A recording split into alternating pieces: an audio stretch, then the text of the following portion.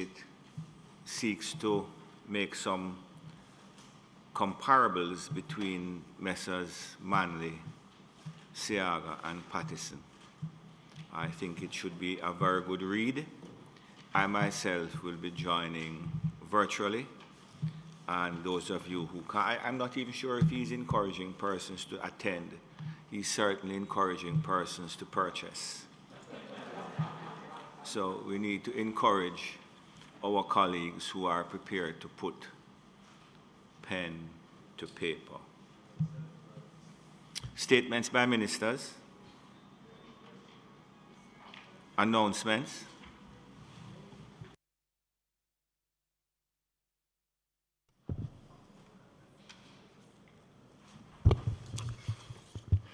Laid on the table of the Senate today are the following. Ministry paper number 72 of 2020 entitled The Law Reform Zones of Special Operations, Special Security and Community Development Measures, the Denham Town Zone Social Intervention as at October 5, 2020.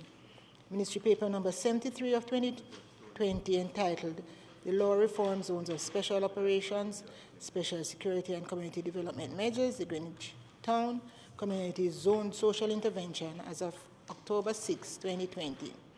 Ministry paper number 74 of 2020 entitled The Law Reform Zones of Special Operations, Special Security and Community Development Measures, the Augustown Community Zone Social Intervention as at October 7, 2020. And the ministry paper number 75 of 2020 entitled The Law Reform Zones of Special Operations, Special Security and Community Development Measures, the Mount Salem Zone Social Interventions, September 1, 2017 to October 5, 2020.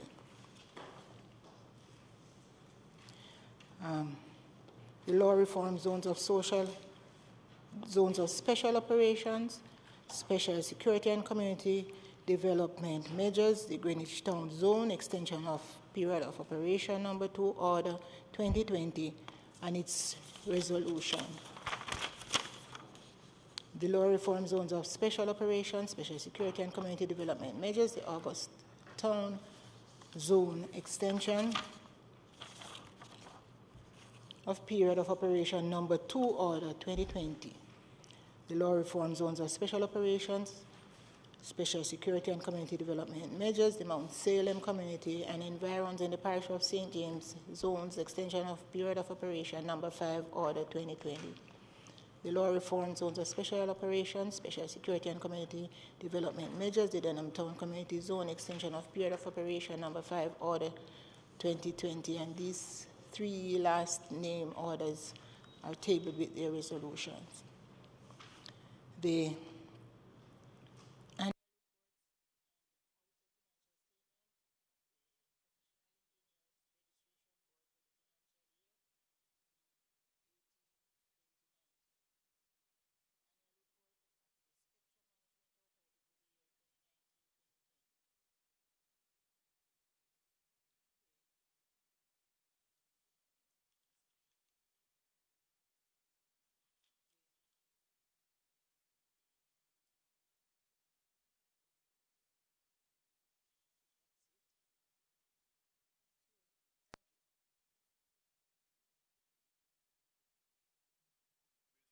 Honourable House of Representatives, petitions, papers, reports from committees, notices of motions given orally. Mr. President, I beg to give notice that at the next meeting of the Senate, I will move the following motions. Whereas subsection 1G1 of section 41 of the Constitution of Jamaica requires a member of this Honourable Senate to vacate his seat if any firm in which he is a partner or any company of which he is a director or manager becomes a party to any contract with the Government of Jamaica for or on account of the public service, or if he becomes a partner in a firm or a director or manager of a company which is party to any such contract. And whereas Senator Shireen Golding Campbell is a principal of the firm Golding Campbell and Associates, which may from time to time enter into contracts with the Government of Jamaica and its agencies, And whereas Senator Shireen Golding Campbell has disclosed her interest in this entity, be it resolved that this Honourable Senate, pursuant to subsection 1G1 of Section 41 of the Constitution, and in recognition of her having disclosed her interest in the named entity, exempt the said senator from vacating her seat for reasons as aforesaid.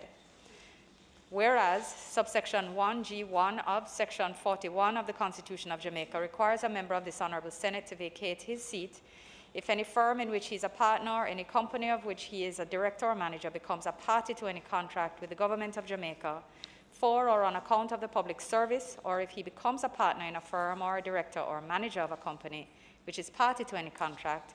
And whereas Senator Donald Webby is the group's Chief Executive Officer of Grace Kennedy Limited and a director of its board, and whereas Grace Kennedy Limited owns and operates subsidiaries which include, among others, First Global Bank, Grace Kennedy Money Services Caribbean SRL, Allied Insurance Brokers, Grace Kennedy Insurance, and the Grace Kennedy Food Division. And whereas Grace Kennedy Limited and its subsidiaries may from time to time enter into contracts with the government of Jamaica and its agencies, and whereas Senator Donald Webby has disclosed his interest in these entities, be it resolved that this Honourable Senate, pursuant to subsection 1G1 of Section 41 of the Constitution, and in recognition of his having disclosed his interest in the named entity and its subsidiaries, exempt the said senator from vacating his seat for reasons as aforesaid. 3. Under the Irrigation Act, the Spring Garden Irrigation Area Order 2020 Resolution. Whereas by virtue of Section 3 of the Irrigation Act, hereinafter referred to as the Act, the Minister may by order, subject to affirmative resolution, declare any area specified in the order to be an irrigation area. And whereas on the 28th day of September 2020, the Minister made the Spring Garden Irrigation Area Order 2020, and whereas it is desirable that the Spring Garden Irrigation Order 2020 be affirmed, now therefore be it resolved by this Honourable House as follows. 1. This resolution may be cited as the Spring Garden Irrigation Order 2020 resolution. 2. The Spring Garden Irrigation Order 2020, which was laid on the table of the Senate on the 9th day of October 2020, is hereby affirmed. Mr. President, I beg to give further notice that at a later stage today I will move for suspension of the standing orders to allow me to take the motions of which I have just given notice. Minister Campbell will have conduct of the third named motion. Thank you. Thank you very much, Minister. Questions and answers to questions? Motions that may be made at the commencement of public business requiring notice. Motions relating to the sitting of the Senate. Motions for leave to introduce bills. The presentation of bills without the leave of the Senate first obtained. Public business. Minister. Mr. President, I now move for suspension of the standing orders to allow me to take the motions of which I have given notice. Members would have heard the question. Those in favour? Against? Minister. Mr. President, I now move for the first two motions of which I gave notice to be approved. I now ask that the two first motions be approved. Minister is requesting that both motions be taken together, and I ask for your approval. Those in favour? Against? Minister. Mr. President, I do ask that Minister Campbell take conduct of the third motion in respect of the irrigation orders. Thank you. Thank you very much, Minister. Minister Campbell? No.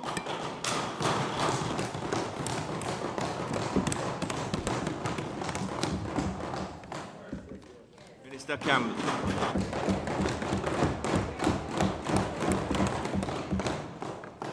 Minister Campbell, I think you should revel in that introductory applause, which is really a welcome to the Senate. It's not suggesting anything more than that. Mr. President, I'm very grateful to my colleagues for having introduced me or accepted me in the way they have. I must confess that this is not usual for me. It's the other way around, but I'll accept it in the spirit which it is intended.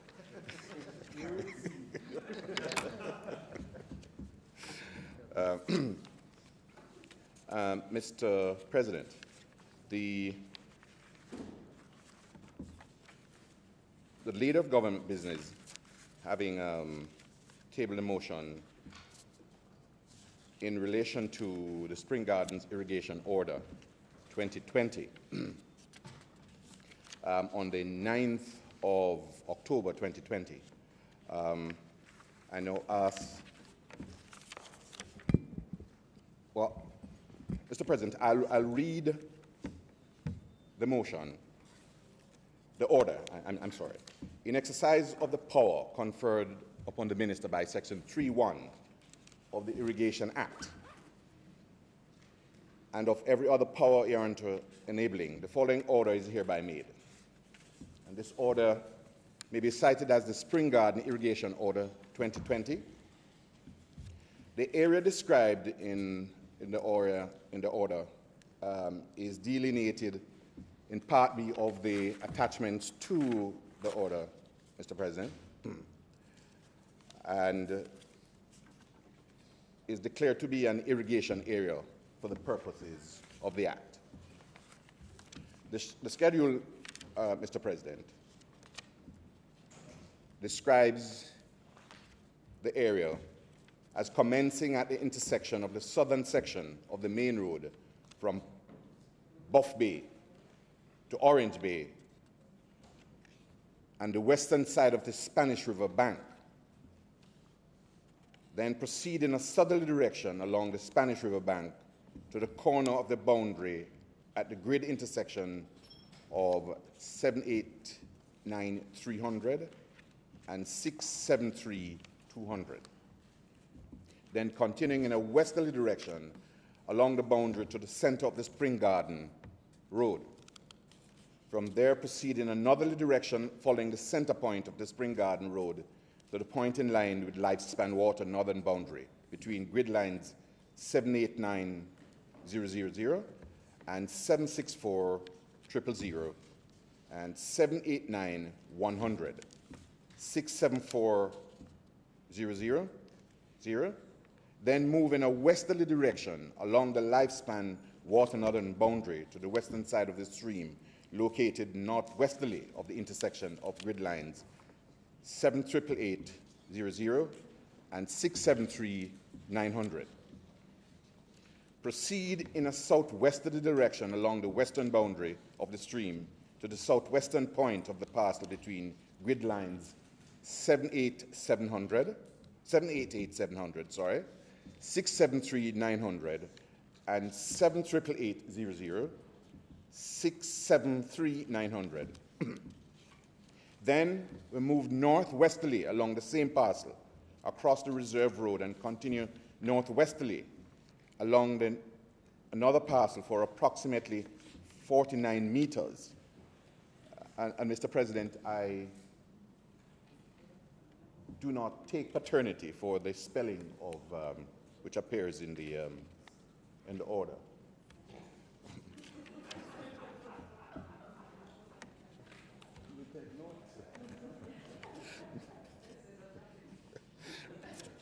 At which another direction is taken just southwesterly of the grid line intersection of 700, 674-000, along the said parcel to meet another parcel of land at the perpendicular located northward of the grid line intersection of 788-700 and 674-000.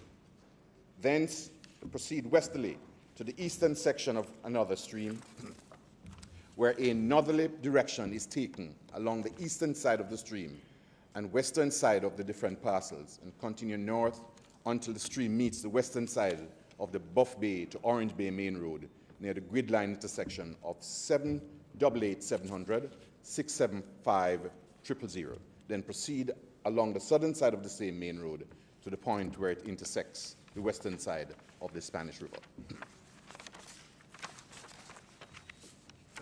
Mr. President, I ask that the order be approved.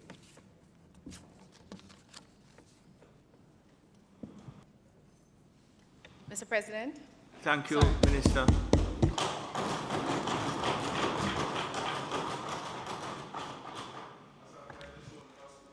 Mr. President. Thank you, Minister Campbell. Senator Fraser-Binns. Thank you, Mr. President. Mr. President, I rise to make a few comments on this order, the Spring Garden Irrigation Area order. And I believe, Minister, that it is an order which time has come, and in fact, very timely. You see, as I read through this order, I was forced to go back into history and recall Minister Hill, the National Irrigation Commission, and the work of the NIC. And I did call Minister Hill's name because he would have been familiar with the NIC and the NWC. But the work of the National Irrigation Commission, you see, Mr. President, has been commendable. And in thinking about the work of the NIC, I was forced to make a comparison, Minister Hill, with the Rural Electrification Program. Because, you see, the NIC was established in 1986 for the purpose of providing water for our farmers or in farming communities. And I also thought about the Rural Electrification Program because that program was established to provide electricity to rural parishes. Why do I make the comparison? Because to a large extent, the Rural Electrification Program has achieved its mandate, but there still remains so much to be done for the NIC. I recall my days at the LAMP program. I recall my days at the LAMP program where we had to do work with, oh, Mr. President.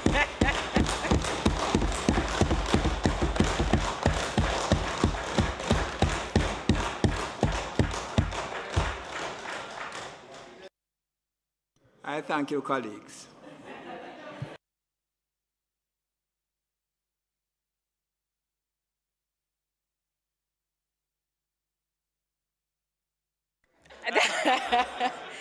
I was saying, Mr. Busher President, that one day Busher is still Busher.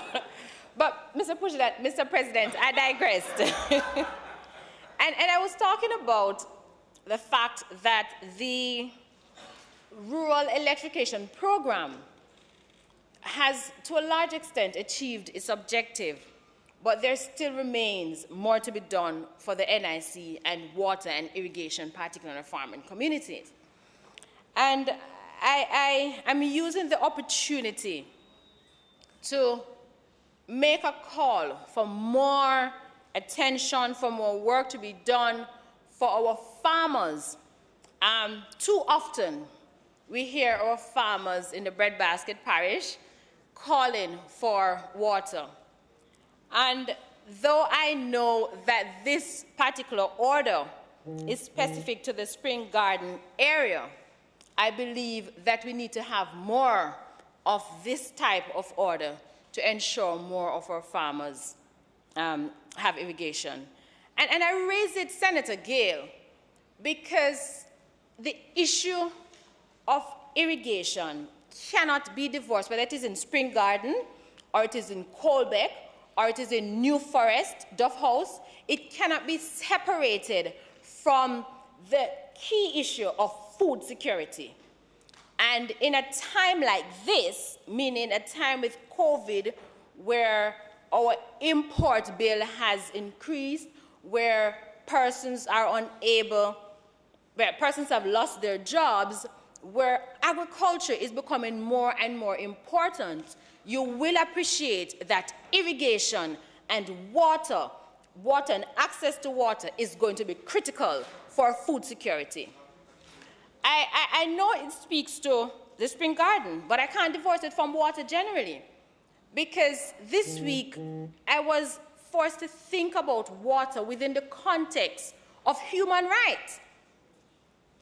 And you may say, but human right? Yes, human right.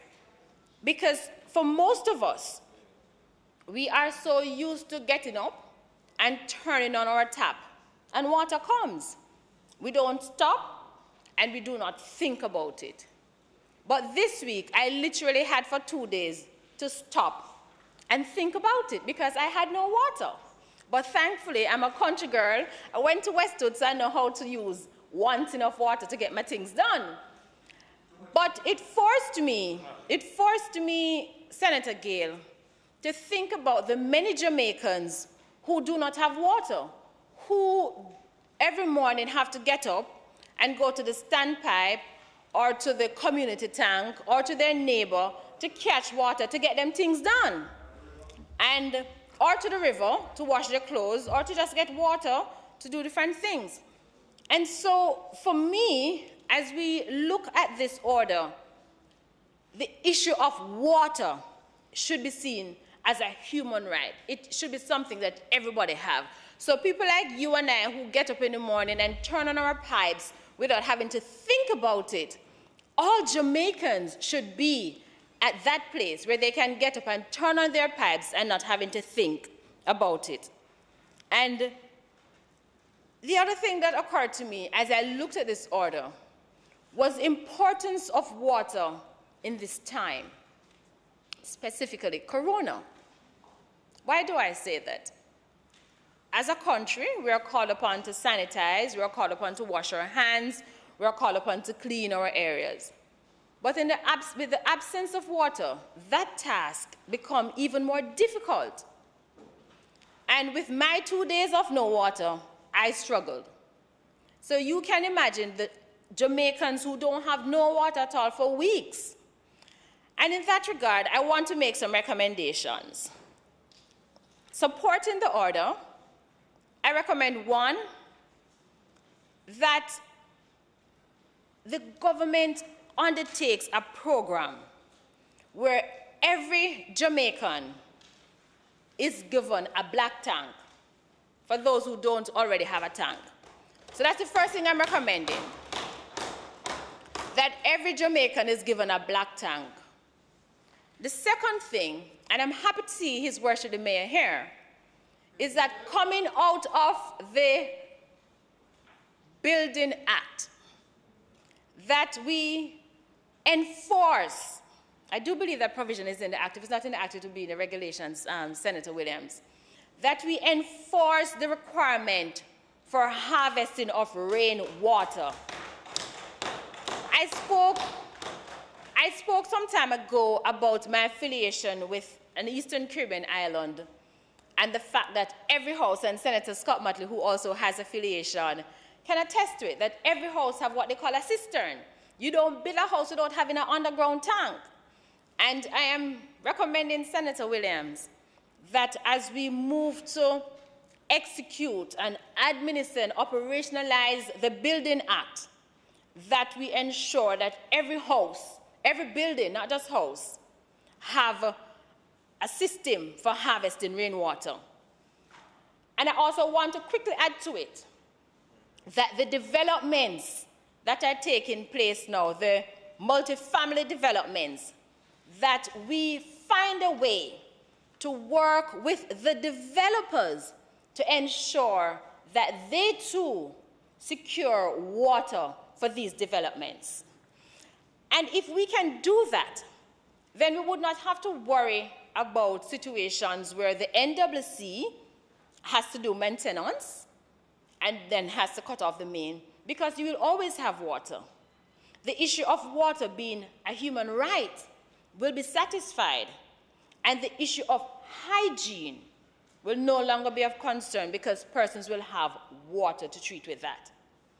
And in closing, Mr. President, I also want to make a call about conservation, because particularly those of us who have water every day, sometimes we do not stop to think about the fact that you turn on the pipe and you just let it run. And I am so guilty of that. But my experience has taught me that we have to conserve, because one man's waste is the next man's wonder. And so I am making a call to all Jamaicans that we conserve, because conservation really is the key. And Mr. President, with that said, I do give my support to this order, and I do hope that the recommendations that I have shared will not fall on deaf ears, but as best as possible, the government will seek to give effect to them, because that is really the only way that will ensure that water, which is life, is accessible to all persons. And I want to I know, Minister, you no longer here, that is, have that responsibility, but that the NWC ramps up its program for maintenance, because I believe that part of the problem we're having is that maintenance is not being done regularly, and that in and of itself causes us much hardship. And so, Mr. President, I thank you, I thank my colleagues as I take my seat. Thank you very much, Senator Fraser-Binns. Senator Brown.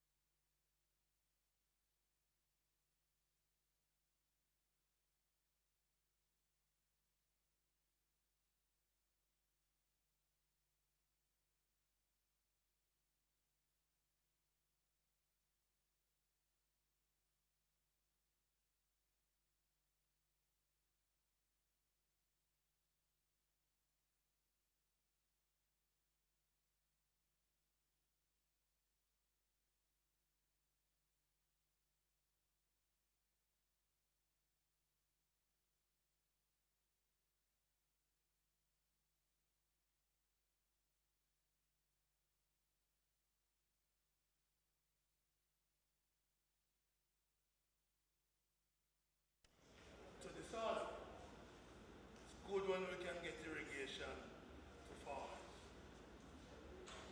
But I've seen in recent times some developments which concern me. And I have hoped that the government, in presenting this order, would have given us some more detail, not just to regurgitate the description of the boundaries of the order. I'd have hoped they would have told us that this order will benefit X amount of farmers who now occupy the property or the area in which this irrigation order will apply. I'm told, having done some investigation, that there are some small farmers who occupy parts of this area for the order. And Minister, these small farmers would be the only thing they can call ownership of this rock. And I'd hope that the small farmers who are on the land to benefit from this order can be given a guarantee that they will be allowed to stay on the land for a significant time and therefore contribute to the economy of the country.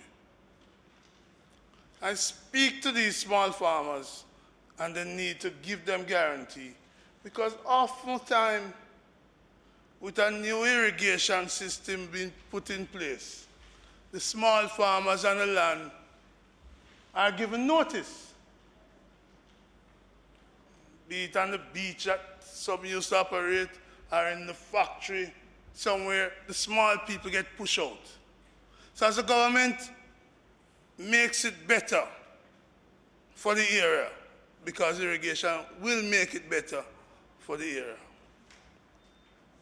the small people discover that somebody come, Mr. President, and say, I am the owner of this land. And the small people are pushed aside, pushed out, because the government will now be making it easier for water to get to the land and become more attractive to some big super investor.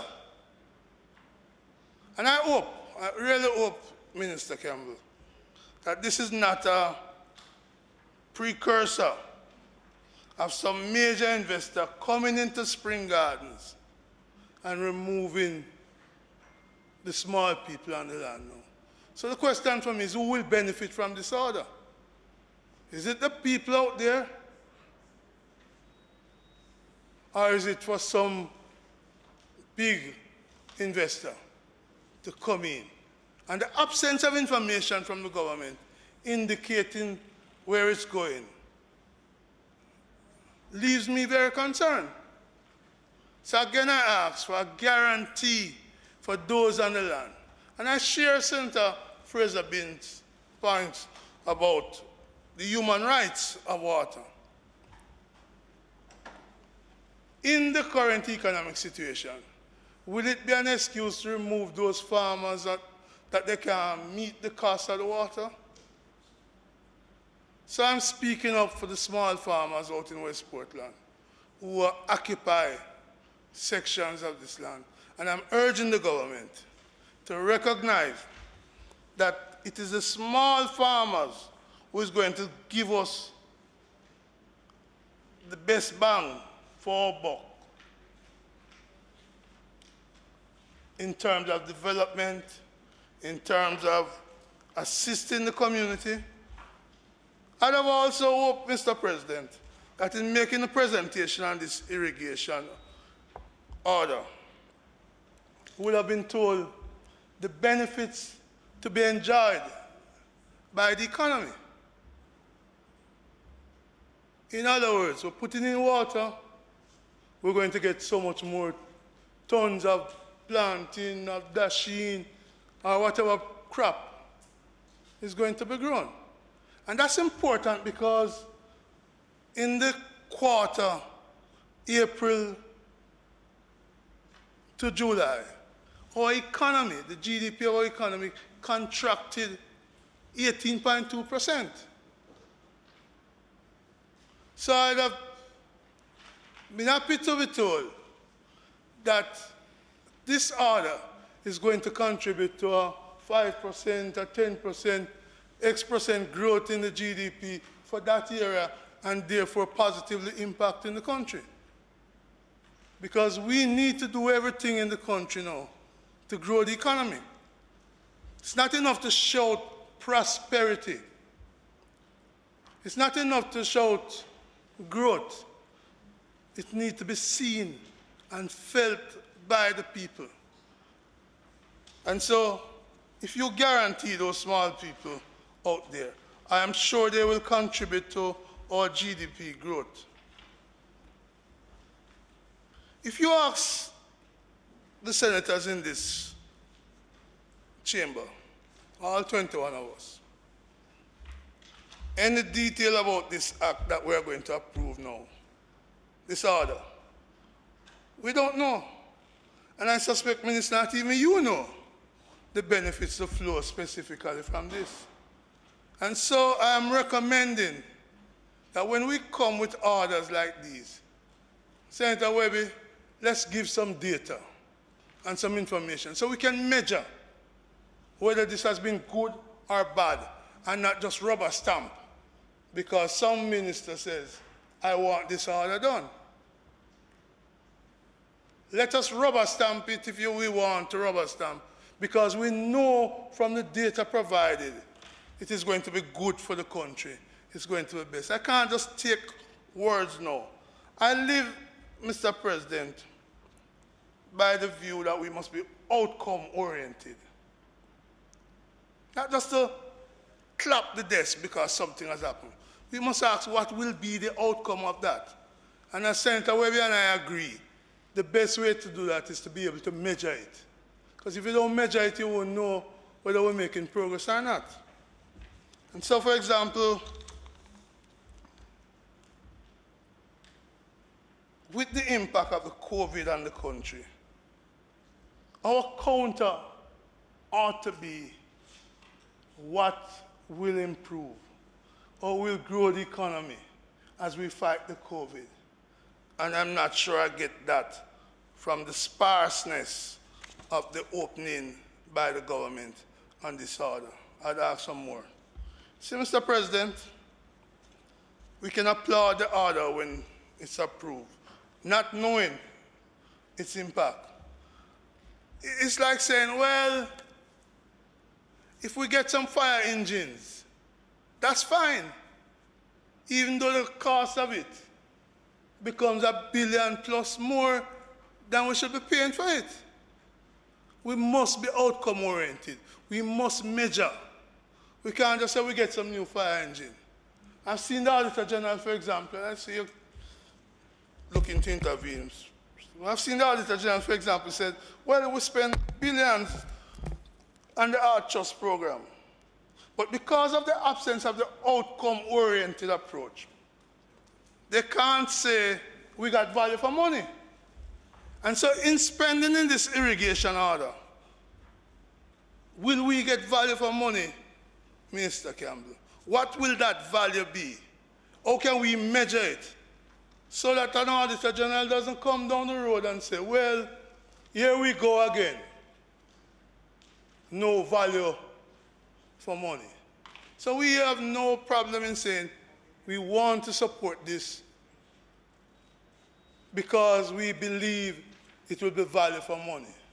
It will be better than the fire engine deal. It will be better than what we did at ART. It will be better than this. It will lift our production. It will lift our export capacity so we can survive in this world. So we're not fighting here. We're not opposed to it. What we're saying to you, you owe the Senate, and through the Senate, the people of the country, more information. So when orders like this come, let us not just bring them, but bring the information behind them and the outcome expected so that as a country we can work together. Because this opposition will be measuring the words. This opposition will be measuring the outcome of things. We are not satisfied with just platitudes. So for example, as I close, Mr. President, COVID is one thing that could affect this. But I hear that we'll soon reach a peak on COVID. I thought we had reached a peak before.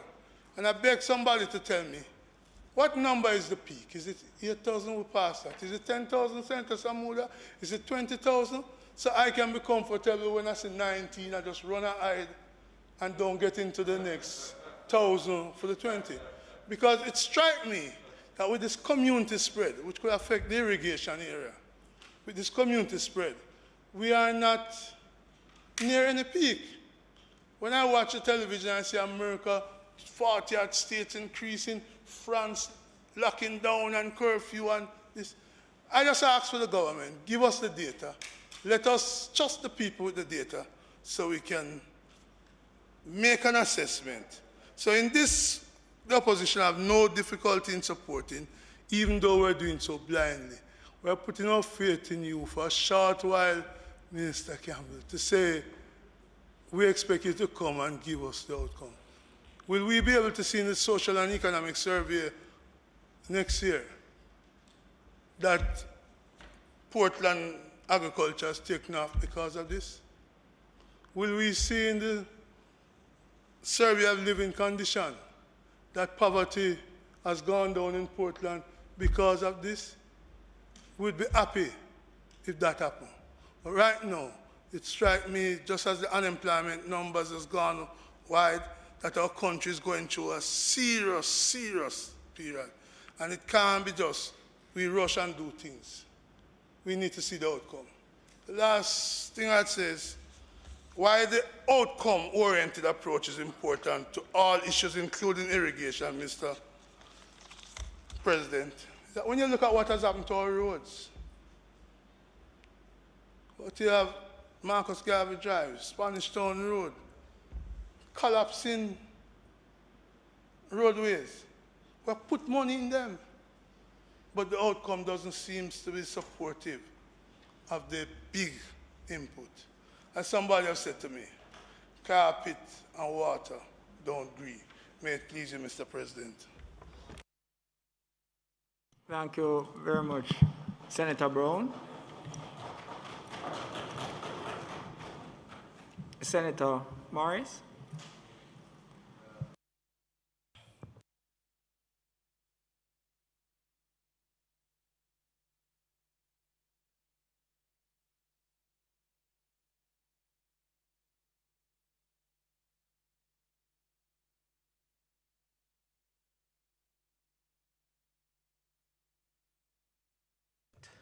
And we pledge our support throughout the sitting. I want to just make a brief intervention and to say to my colleague, Senator Lambert Brown, that even though we have been asked to give blind support to the order, as one who is regarded as king of the dark, I am prepared to give support to the government in this particular effort, because when we see some progress being made, we have to make sure that we give support and also give recommendations for improvement as done by Senator Lambert Brown and Senator Sophia Fraser-Binns. Senator Sophia Fraser-Binns in her presentation said that one man's waste is another man's wonder. And I found it very interesting and was prompted to make an intervention along that line because, Minister, I live in a community in Mona that is very close to the Mona Dam. And Minister Johnson Smith would be familiar as well. From time to time, the Water Commission, Minister Hill, engage in flushing the dam. And that water has to run through the community that I live. And Minister Samuda, I am angered every time that I am running in the early morning and I have to pass the gully through which the water is running and hear that gushing water there running to waste all the way down to the sea. And in light of the shortage of water, I am wondering, Minister Hill, if we can't find a way to, instead of flush that water and let it go down to the sea, if we can't find a way to channel it and store it so that it can be made available for irrigation purposes for anybody who is doing farming in and around the Papine area or wherever, we can find a way to channel that water so that it can be made available for irrigation purposes, because it's a whole lot of water that is going to waste. Whole lot of water, and even though it is water that they are flushing from the dam, we can still find use for it. And I am urging that the government seriously look at finding a way of trapping that water and getting it used for irrigation purposes. Right now, we are living in some serious times where climate change is concerned, Senator Samuda, Minister Samuda, and you know that every drop of water is extremely important, and we have to find creative ways and means of storing and preserving these waters. And I urge the government to find a way instead of flushing that water through the gully, to make sure that it is channeled elsewhere for irrigation purposes. May it please you, Mr. President. Thank you, Senator Morris. Minister Leslie.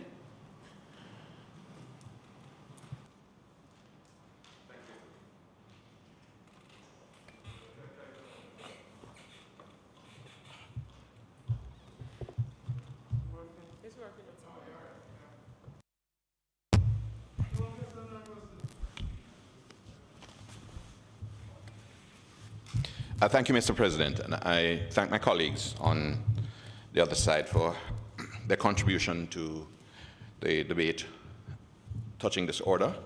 And in answer particularly to my friend Senator Brown, I can assure you that there is no intention to have anyone displaced.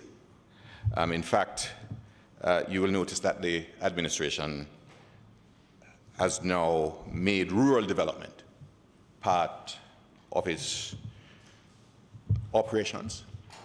Into specifically, rural development is now being dealt with under specific ministry.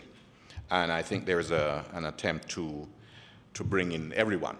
And I note, and I take your point in relation to the fact of us being in a position, we ought to be in a position to provide the data, which drives a number of these things. But I think it would be a little foolish of us to to think that we would get that data before we actually put in the infrastructure. Can we, at the moment, do we have the land bank or the available information as to the occupants of those properties? If indeed we do have the data available to us, the raw data, we could make some guesstimates as to how many people would benefit and the extent to which they'll benefit.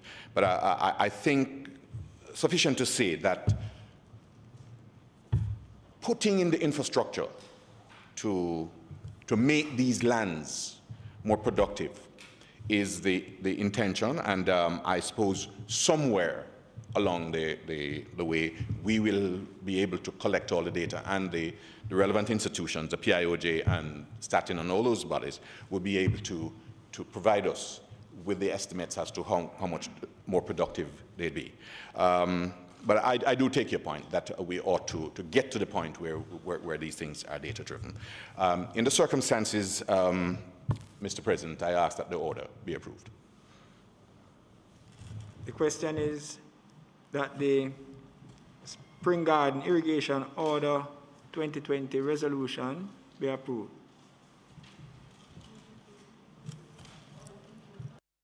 Those in favor?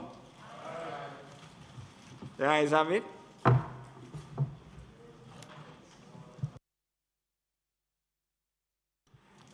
I heard the comments, Senator Morris, Senator Fraser-Binns.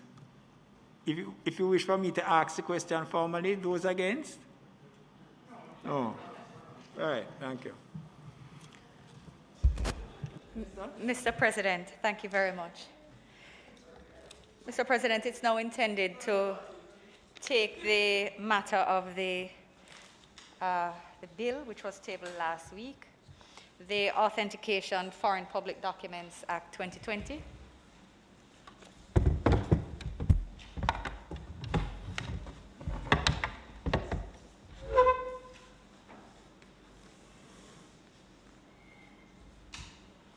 Mr. President, I am very pleased to present this bill today.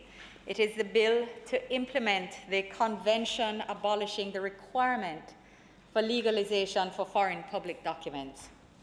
It's a bill which seeks to provide the legislative framework for the accession and implementation of the Hague Convention abolishing the requirement of legalization for foreign public documents done at The Hague on the 5th day of October 1961. And we'll refer to it as the Apostille Convention. going forward. Mr. President, generally, a public document that is intended for use in a foreign country requires verification by a public authority in the country of origin of the document.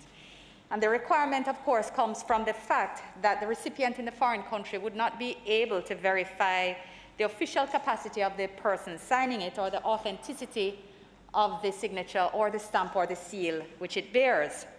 So this need for verification has given rise to a process of legalization which is ordinarily facilitated through foreign affairs ministries, high commissions, embassies, and consulates across the world. So as it is now, for documents issued in Jamaica, my ministry is responsible for carrying out the process of authentication, after which the diplomatic mission of the receiving country accredited to Jamaica legalizes the document.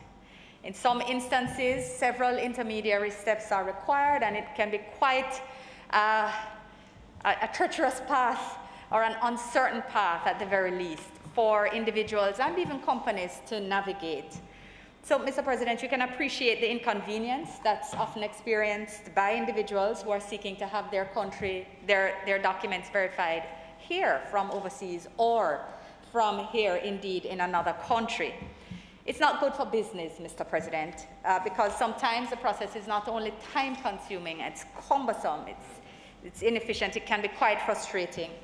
And the situation becomes even more stressful when the documents are intended for use in multiple jurisdictions. And for individuals, of course, especially, you can understand that in addition to frustration, they have to deal with the uncertainty regarding costs, which can add up significantly, Mr. President. So the Apostille Convention was established in '61 to simplify this system and to replace the traditional requirement of legalization with a single formality, namely the issuance of an authentication certificate called an apostille. And this certificate is issued by an authority designated by the state in which the public document is originated. So you'll recall, Mr. President, that only 2 or 3 years ago, Jamaica for the first time became party to a convention under the auspices of the Hague Conference on Private International Law, the Hague Abduction Convention. And this has already begun to improve the cooperation between Jamaica and key global and regional partners in protecting our children. The bill before us today will facilitate our accession to yet another Hague Conference convention. And indeed, of all the conventions under the auspices of the Hague Conference, the Apostille Convention is the one which enjoys the largest participation by states. 118 countries across the world from all major regions representing all major legal systems are parties to the convention. So that an apostille that is issued in respect of a document is accepted by all countries which are party to the convention, removing the need for any further legalization under their domestic system. So this move is another step in deepening Jamaica's connections with the global community in respect of not only doing business, but people reaching out globally. Mr. President, the convention applies to public documents issued by a ministry, department, or agency of government, as well as from judicial authorities like courts and tribunals. And it will also apply to commercial documents.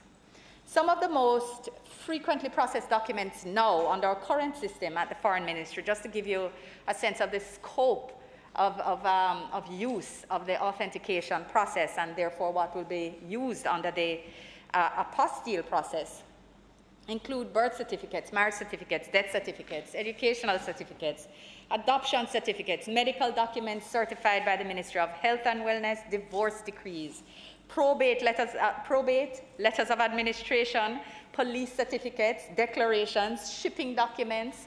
You name it, Mr. President, it is there. Similar documents that are required in transactions which are signed before a justice of the peace or notary public, corporate documents, and so forth. So we get a sense of the breadth of positive impact that the passage of this bill and Jamaica's accession to the convention will have in terms of people who are seeking to do ordinary business, whether to have their children go to school, whether to explore an opportunity overseas, or for indeed our diaspora to do business here, or for other non-nationals to do business here. It is about global connectivity and effectiveness in participating in the global system. Mr. President, so we are aware that the traditional process of legalization has been and continues to be an impediment to efficient conduct of business in Jamaica. And this administration is committed to making Jamaica a place where both nationals and non-nationals can conduct business efficiently and conveniently. So we want to eliminate the unnecessarily lengthy processes that impede business efficiency. We recognize that Jamaicans continue to expand their reach globally, and we're therefore committed to taking the necessary steps to facilitate them, particularly our diaspora, Jamaican nationals and companies accessing legitimate opportunities internationally. Given the almost universal nature of the Apostille Convention, it significantly will support the ease of doing business across international borders and will reduce, although not eliminate, the costs of such services. Mr. President, Cabinet had given its approval for Jamaica to accede to the convention, but this domestic legislation is still required for implementation in order for us to deposit our instrument of accession. But I'll now go into the clause by clause, Mr. President. Clause 2, and let me just point out to members that there is an amendment sheet which has been circulated. There are 2 sheets of amendments. And I want to extend my appreciation to Senators Golding, Campbell, and to you, Mr. President, in particular, who raised, and Senator Minister Campbell, who all raised some issues which are reflected in the amendments that have been brought. And indeed, although in some circumstances the language of the bill was sufficiently flexible to address the clarity that has been brought or that will be brought by the amendments, we think substantively improves the bill based on some further discussions between the Ministry of Foreign Affairs and Foreign Trade and the Ministry of Justice. So, Mr. President, Clause 2 outlines the definitions set out in the bill which are relevant to the apostille process. And the clause defines what types of documents this bill will apply to, as well as the varying bodies involved in the process of issuing an apostille. It's proposed that this section will be amended to include definitions for an official document translator, which will help our interpretation of the reference to the translator in Clause 20, and how that system will work, the flexibility around which that system will work, as well as for approved translations of the categories of public documents which are covered by the Act. Clause 3 indicates that the Act applies to a public document in 2 situations: a document which has been authenticated in the jurisdiction of a contracted state to be produced in Jamaica, and the authentication of a public document originating from Jamaica to be produced in the jurisdiction of a contracting state. The Act will clearly not apply to public documents originating in Jamaica for use in Jamaica, among other things. Mr. President, Clause 4 stipulates that the Minister of Foreign Affairs, by an order, may limit the application of this Act. And there is an amendment provided which clarifies the flow of language and also separates the 2 issues to be addressed in the clause. That is the exemption of authentication of certain documents, the exemption from authentication, and then the issue of limitation of territories to which the Act will apply. Mr. President, Clause 5 stipulates who the competent authority in Jamaica for the authentication of public documents will be, and in this case, the person will be the permanent secretary, the office holder of the permanent secretary in the Ministry of Foreign Affairs. And Clause 6, Mr. President, outlines the duties of the competent authority. These duties include authenticating public documents originating in Jamaica to be produced in a contracting state, keeping a record of apostille certificates and maintaining a register of apostilles, and a database of samples of the signatures, seals, and stamps of the entities from whom the public documents are issued or originate, and keeping and updating a list of the competent authorities of contracting states and a list of official language translators as well as on any other prescribed duties. Mr. President, the database may be in either paper or electronic format, and we have an amendment to Clause 6 set up here. It is just a small amendment to 6B1, which just makes the language more clear in terms of how it works with the register established under Clause 15.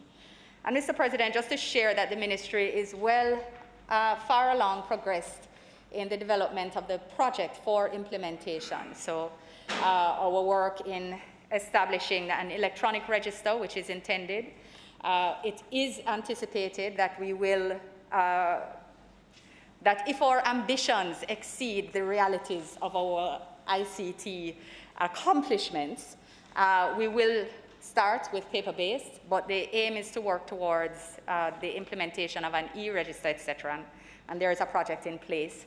I can share that as of the deposit of the accession document through our mission in Geneva, there is a 6-month period from the deposit of the document during which the Secretariat goes through certain stages, including the notification of other parties before it actually takes effect in our country. So there's a 6-month period for implementation as of necessity once after the bill is passed and we deposit our instrument of accession. So, but we are working on it and coming along well in terms of establishing the register as well as the database. Mr. President, and Clause 7, I will just move to Clause 7, which speaks to the manner in which a foreign public document will be authenticated. And the authentication process will be done by the addition of an apostille certificate issued by the Ministry of Foreign Affairs and Foreign Trade, and it will be affixed to the document itself, where it is that the stamp will not deface if the stamp will deface the document, it is attached, and otherwise a stamp will be may be attached as well. But, Mr. President, this clause makes it an offence to fail to comply with a direction to return an apostille certificate also that's been procured fraudulently or used for a fraudulent process, and the commission of the offence is stated as one which can attract a fine of up to $500,000 or to imprisonment for a term of up to 6 months. The more substantive offence of actual knowing possession of the fraudulent apostille or fraudulently procured apostille is dealt with under Clause 21, which has the more substantive fine and penalty. And of course, we recognize that use of an apostille, which speaks to international documentation, etc., would or could possibly, very likely, have a value, a monetary value. And this is why it is that the penalties are intended to prove as a disincentive, a pecuniary disincentive to ensure that persons don't go down that route. It's not as simple as a JP charging for the signing of the back of a photo. It's far more, the implications are far greater, and they cross borders, and the Act is therefore intended to treat with that effectively. Mr. President, Clause 8 highlights the limitations on authentication and recognition of a public document. It indicates that only public documents to be produced in a foreign jurisdiction in a territory of a contracting state, or which originated from the jurisdiction and, where applicable, is accompanied by an English language translation. And Clause 9 stipulates that the apostille certificate will not speak to the legality of the document itself. It won't speak to the contents, save in respect of the clause which provides that, it will be taken as prima facie evidence. That's a separate issue. But the apostille certificate itself will endorse the authenticity of the origin of the document and the elements of the document, which are the signature, the stamp or the seal which are used. That is what an apostille does. It doesn't speak to the contents. You are authenticating the verification of it as a valid document. And this is as set out, or this is manifestation of Article 5 of the Convention, which states quite clearly that an apostille does not speak to the document itself, it speaks to its validation. So, Mr. President, Clause 10 sets out the documents which are exempt from legalization, and essentially these are the documents which are now legalized by missions overseas, etc. They will now no longer be subject to legalization. They will be treated with under the apostille process, because these are the ones that come through the Ministry of Foreign Affairs to originating from Jamaica to go overseas. Mr. President, clauses 11 and 12 highlight the fact that other forms of authentication remain valid. Clause 12 indicates how a person may request the authentication of a public document by the competent authority, as well as the process and criteria to be satisfied by the competent authority before authenticating the document. So recalling that it's 118 countries that are participating, that still leaves a significant number of countries that are not, so you need to recognize that you will still have circumstances where you want to use a notary public to transact business or to go to school or whatever your personal circumstance or corporate circumstance may be in a jurisdiction which is not yet party, as well as, of course, where it is simply choice to use another process based on what has been requested of you or your company. Mr. President, Clause 13 stipulates the fees payable, which are set out in the first column of the third schedule. You'll see that we intend to have a one-day service and then another fee for service which may take a few days. We will be aiming for 3 to 5, and of course, for the normal service. And as soon as we have the electronic process in place, I'm sure that the easier that we will be working to the lower end of that schedule. Mr. President, the Clause 14, which sets out that electronic transactions in relation to requesting, paying the relevant fees and issuing the apostille certificate may be permitted. And this is not only consistent with our thrust towards digitization, it is, as I've indicated earlier, already being worked on. And clauses 15 and 16 speak to the fact of the duty to maintain the record and register of the apostille certificates issued, and also, of course, to have information, to retain information regarding certain aspects of the certifying process. Clause 17 speaks to the designation of a registrar of the register and other public officers to be responsible for the management and administration of these processes. And Clause 18 speaks to the inspection of the record or register of apostille by the registrar once they've received a written request from any person. So Clause 19 allows a recipient in Jamaica to request that the English language and English language translation of an authenticated foreign public document be made. So clearly, well, I will see if that is discussed a bit further. And Clause 20 speaks to the approval of suitably qualified official language translators for the purposes of providing translations of public documents. And Mr. President, it's proposed to amend this clause to speak to language translation generally, not just English language translation of foreign public documents, which is the intention, to give a little flexibility. The point being that, let us say that Donna Scott Motley receives a document for a foreign client, which is in the foreign language. It has an apostille attached to it, so the legality is not being questioned, but you still want to ensure that it is doing all it purports to do for your client.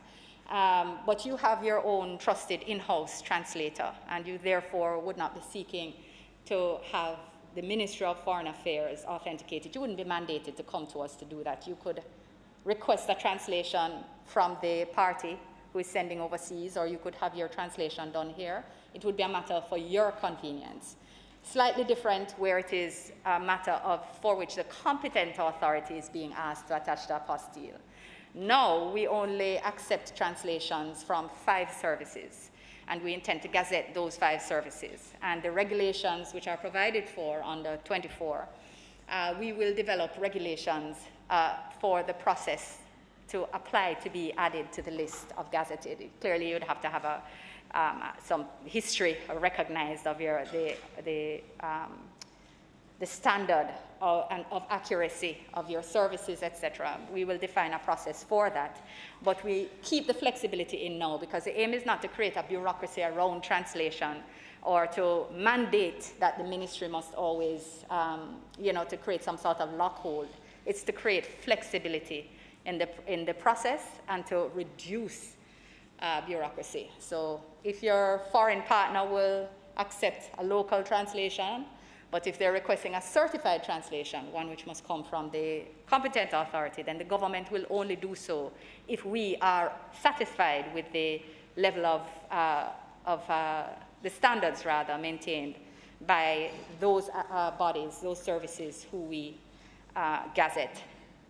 So, Mr. President, Clause 21 makes it an offense. Clause 21, 22, and 23 speak to offenses under the Act. 21 deals with the offense for a person who is not a competent authority, falsifying, forging an apostille certificate, impersonating, forging, and falsifying. And it also is being amended to include the offense of knowingly possessing the fraudulent apostille. So this works with the offense under Clause 7.5 of refusing to return, to agree to the direction to return a fraudulently procured apostille certificate or one which has been used fraudulently.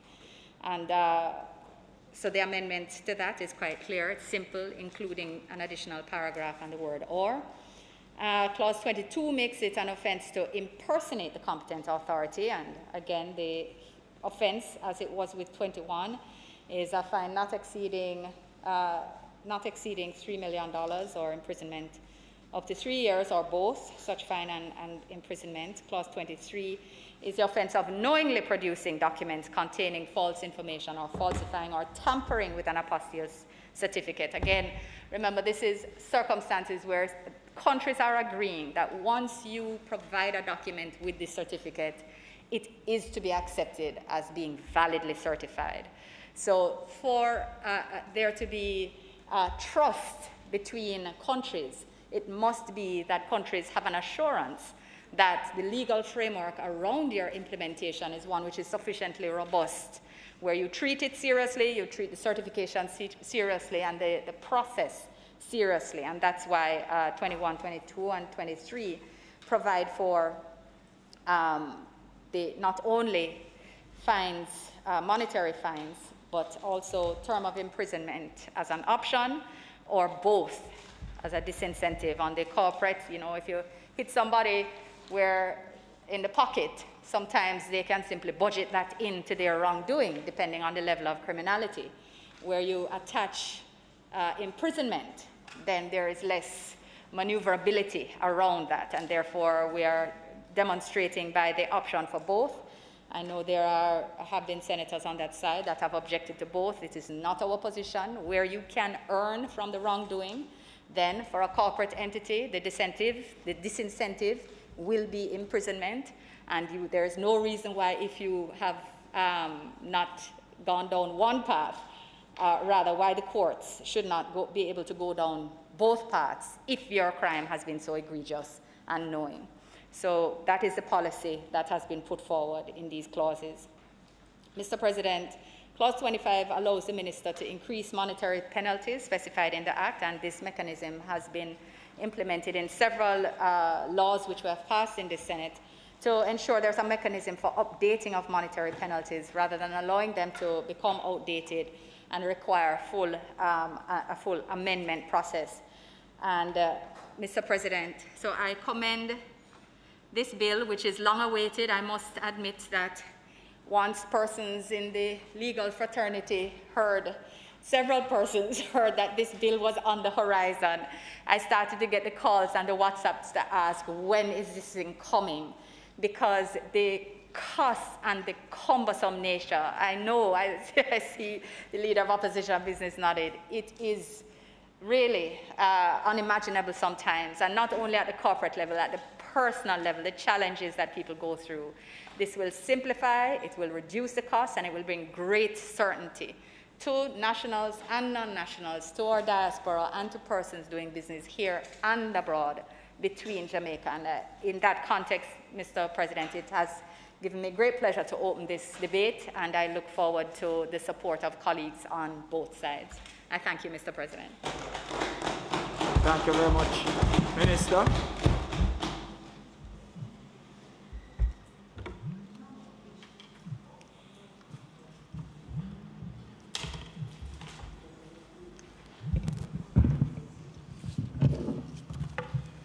Senator Scott Martin. Thank you, Mr. President. And may I join with my colleagues who spoke previously. It's remarkable that it's our second sitting and you're already assuming the chair. Well, having been on the Standing Orders Committee with you and having actually coined a phrase about when the S's agree, I look forward to seeing how you apply those rules. And I certainly join Senator Brown in saying that I hope that you get it. It is the intention for us to conclude today so we can actually sign the bill. And I'm certainly going to work very hard to facilitate that by making my presentation very brief. I hope that all that follow you will do the same. Mr. President, this bill has been long awaited. And as the leader has said, the legal fraternity is really excited to see this come in place because of the cost, the abhorrent cost, which they have had to go through previously. And not only that, but the different steps which they have had to take in order to comply with some of the requirements.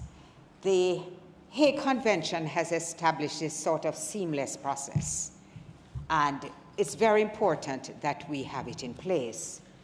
I must confess that on receiving, when the bill was tabled, I went to the website with some great degree of excitement, and I was remarkably despondent when I saw that there had been several Caribbean countries who have been signatories to the Hague Convention from as early as 1966. Barbados was 1966.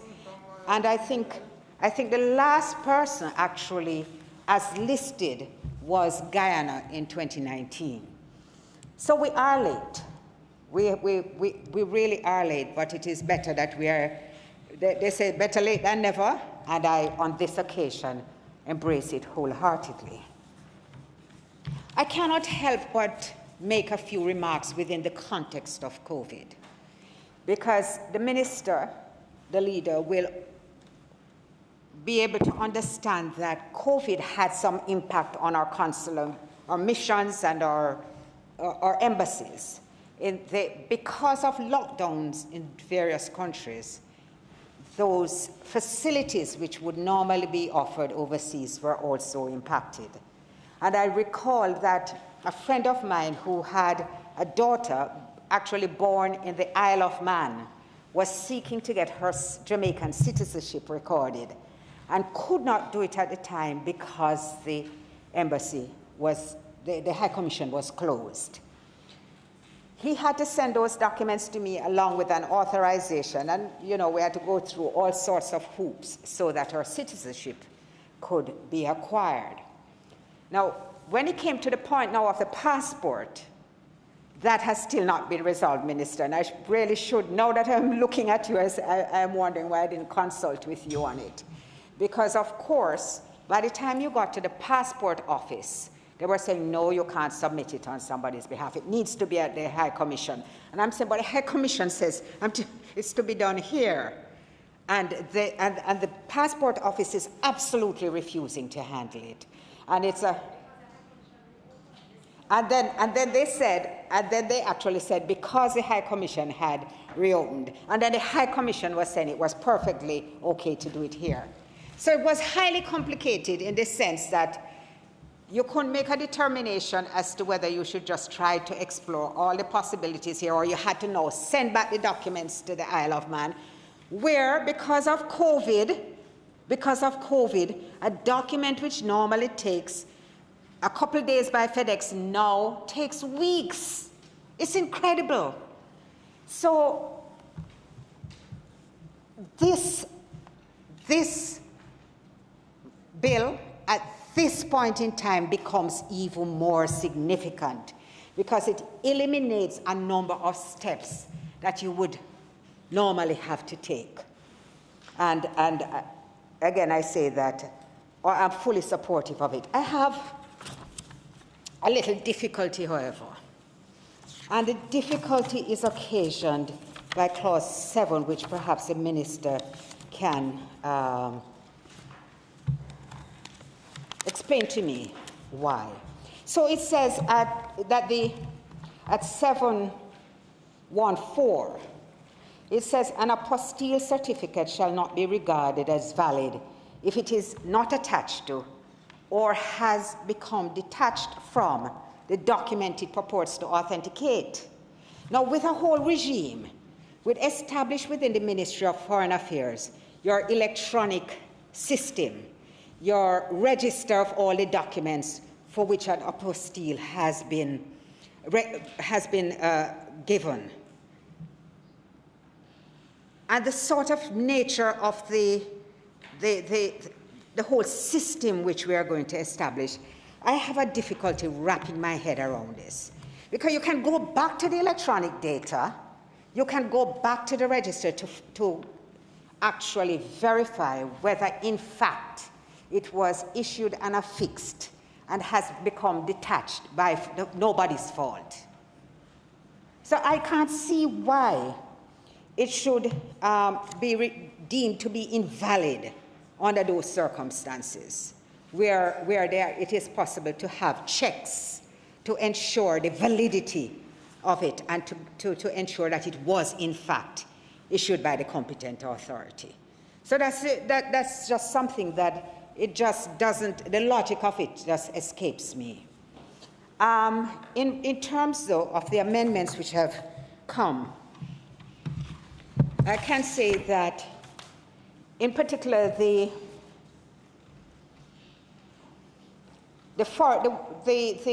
foreign language translators and the way that they are going to be treated is something that I find very attractive. And I hope that as time goes by, we will have a list expanded because it is another way to encourage persons to develop their expertise in different areas. So that I think is also very positive. So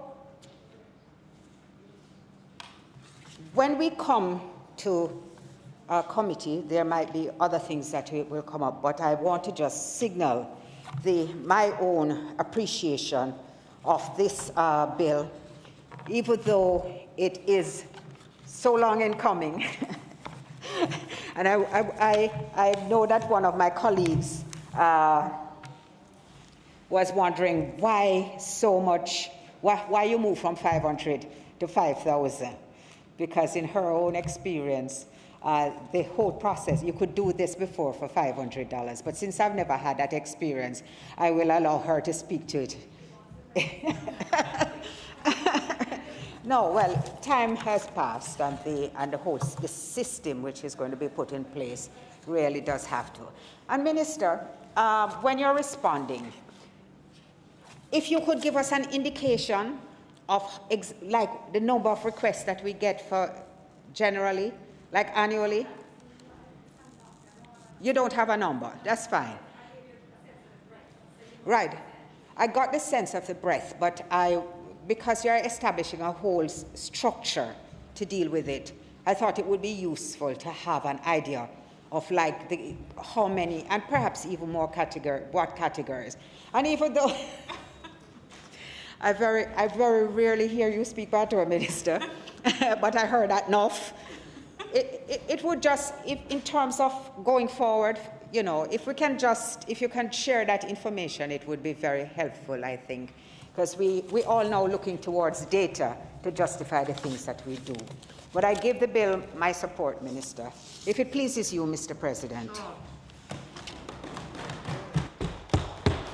Thank you very much, Senator Scott Motley. And as she committed to, Very brief, to the point. Short. Senator Brown, that's your leader. Senator Gale.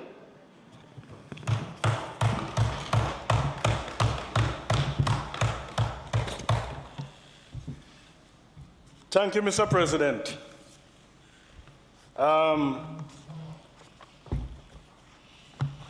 Let me first congratulate you, sir, on your ascendancy. And, you know, today you have this awesome opportunity to sign off on the first piece of legislation for this legislative year. There are those of us, you know, there are those of us, you know, who would have gone up there to that high place and never had that opportunity.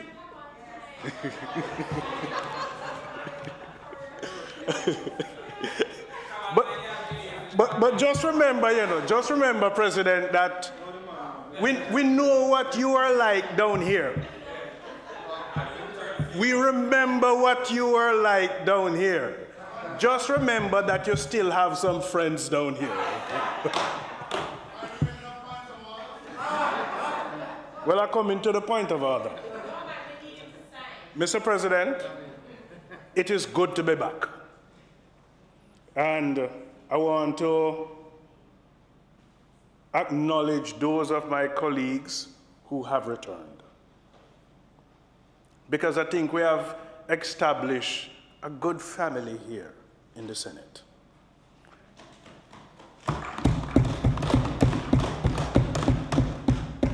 I also want to acknowledge those who are no longer with us.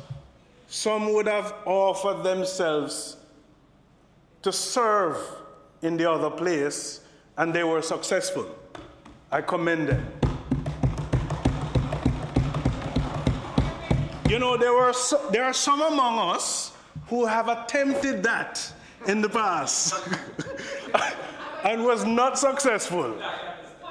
But you see, we have the manual for that. You just went to the wrong school.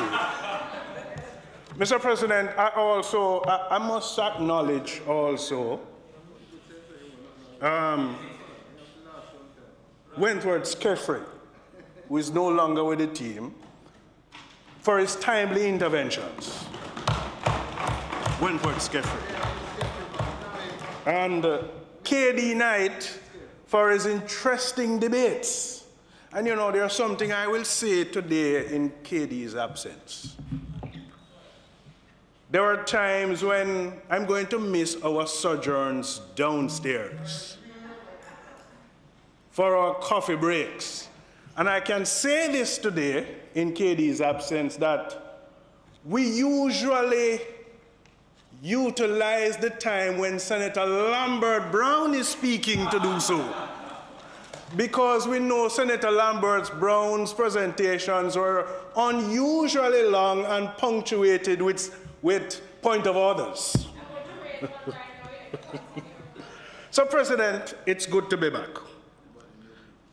I also want to acknowledge the presence of some new senators that has joined us. You know, some come from the other place, but the four ladies that have joined us, I welcome you. And I'm not going to belabor the point around gender inclusion, because I believe that equality is an expectation and a right. And you have the right to be here once you're willing to participate. President, this piece of legislation is a very critical one. You know, it comes in a very small package, but it is gigantic in nature and approach, and something that is badly needed, and I believe, Minister, it should have come a long time ago, but it's welcome today. very much welcome.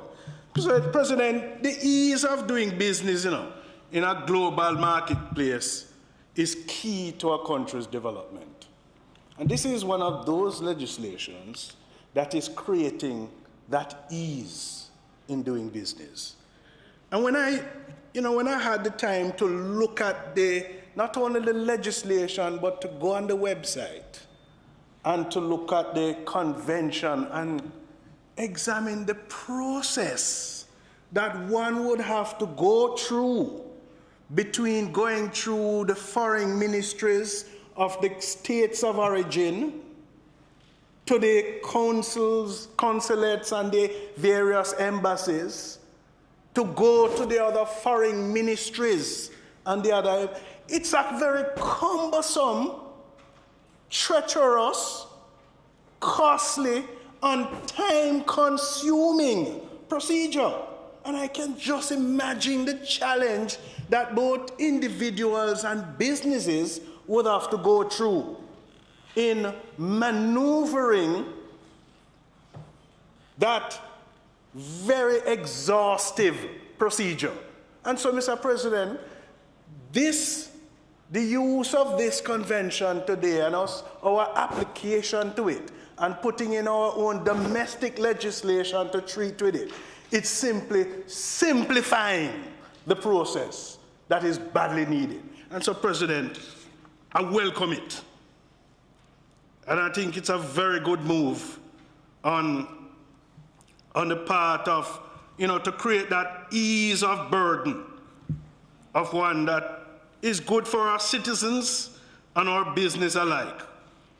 And President, what it does to, is that it serves to uphold the same important end result of the legislation from the origin of public documents executed from one state to another. So it's ideal. What I would like to ask the minister to define is whether or not it still prevents or precludes contracting states from further agreeing on bilateral and multilateral treaties, outside of this convention, outside of the 181 countries that are participants to it. 118. Thank you, Minister.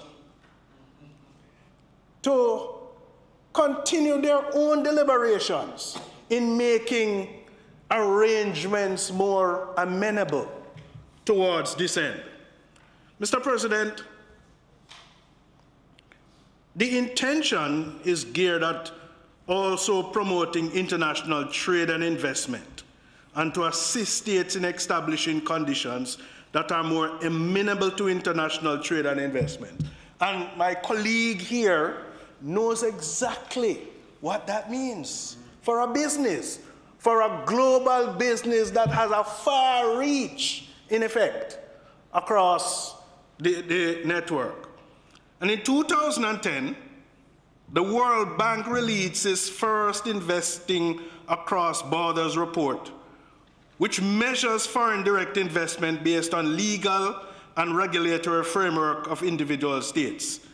And the reports have found that by cutting the red tape, reducing the administrative burdens, the Apostille Convention contributes to a regulatory environment that is more conducive to foreign direct investment. Mr. President, the International Chamber of Commerce also recognized the role of the convention in facilitating international trade and investment. I see it as a global standard enhancer for doing business and a fluid for foreign relation and trade. It's an effective tool. It is that catalyst, Mr. President, that can attract investors and further investment. It is that catalyst that can improve productivity and efficiency by reducing or in some cases eliminating the bureaucratic red tape. It is that catalyst that can create even more employment and create sustainable employment. So it is a key fundamental move, and I commend the government for taking this on so early in this part of the administration. President, when this convention was drafted, it was drafted only with a paper environment in mind. Public documents executed in paper, and the apostilles issued in paper and registered in paper. I'm encouraged. Yes, thank you. Before I was born. Not you, but before I was born. So, any opportunity that I can get to trouble Senator Lambert Brown, I will do it. But in the advent of new technologies that is changing on how governments operate, e-government initiatives are being pursued in many parts of the world. And as a result, Mr. President, individuals and businesses it's just a click away from doing business. And I'm encouraged, Minister, when you indicated that there is the intention to have this done electronically. We just have to deal with those seals and so forth that we have. But it is the way to go. And I believe it's timely for us to do so. President, Clause 20, one that spoke about the approved official language translators. There are many persons in this country who would have taken up a foreign language as a career and can't find suitable, gainful employment to utilize that skill set. There are some that I know who can speak at least 3 different foreign languages. This is an opportunity to utilize that skill and to promote a career enhancement for translators. The final point I want to make, President, is sometimes we do something that is good, that is awesome, and it's the best kept secret. This is an opportunity for us to showcase that we have in place this new medium to facilitate an improvement and efficiency, and we must bring it to the public at large so that individuals and businesses will know that there's a simpler way of transacting these actions. And so, Minister, your ministry may very well can execute this awareness in the public domain. So I welcome this piece of change, this move that we're doing, and I support it wholeheartedly. May it please you, Mr. President.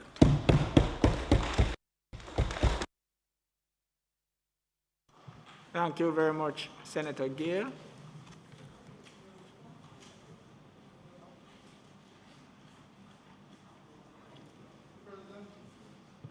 Senator Brown.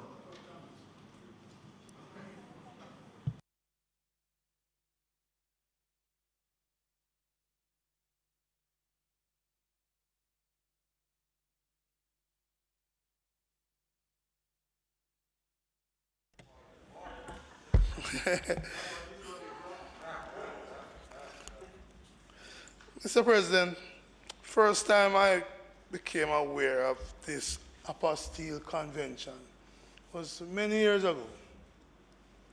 A friend of mine was working in Bonaire, needed a work permit, and quite strangely, the requirement which she asked me to assist her in getting was a declaration that she was married.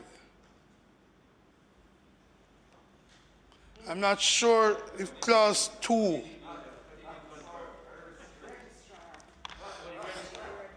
let me just pause and say this. I really want to commend the RGD and their staff for the wonderful work they have done over the years in certification. Oftentimes we have public sector agencies and we criticize them, criticize the staff, criticize the management. But we are too slow, Senator Braham, to give credit where it is due. And when you think of where the RGD is coming from and the degree of corruption and fraud, we must commend them for the tremendous change and the transformation that has taken place. I had occasion to go there recently to deal with matters relating to my mother's death. And I found the service efficient, quick, and in fact, I got response back quicker than I anticipated. And so I want to put on record in the Senate my commendation for all the service that the RGD has been doing. So, Minister, I want us to start with a clarification of administrative document in the definition clause 2 at B, not a contention. It speaks to birth, marriage, and death certifications. But in the case of my friend, for example, where it was not birth certificate that was being sought, but a declaration, an apostille that she was married, so that she was going to bring in husband into Bonaire. I'm not sure if 2B addresses that, since it's not a marriage certification.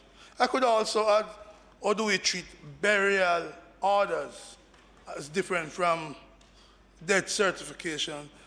Although I recognize that the RGD now gives 1 day service for death certification. So have we captured that concern is what I'm asking, the language at 2. And maybe a little broader language which says matters relating to birth, marriage, and death certification, matters relating to. So it, in a sense, it captures that and it doesn't get some technocrat saying, well, this is not that. The leader of the opposition business tell me maybe it would be captured under 2I, any other document issued by an authority or a person in official capacity. It may be captured there. But since marriage was mentioned at B, maybe we don't want to leave it into other documents. Let's make it clear if we can. So I'd recommend that. At clause 4, it allows the minister to exclude, exempt certain class of public document by order.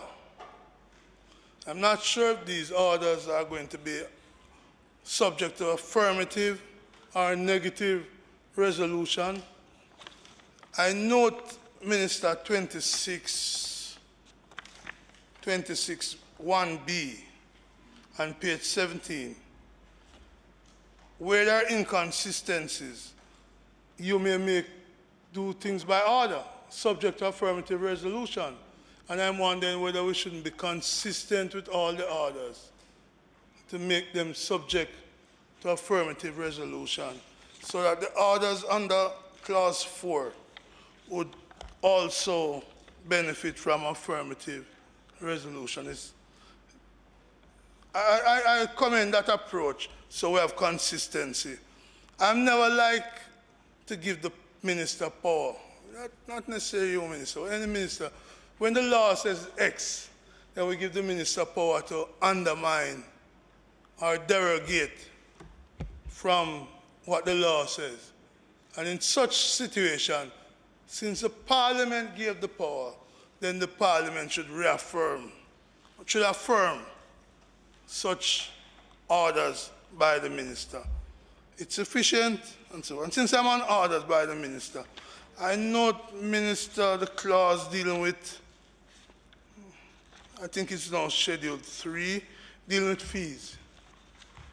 Today's 3,500 or 5,000.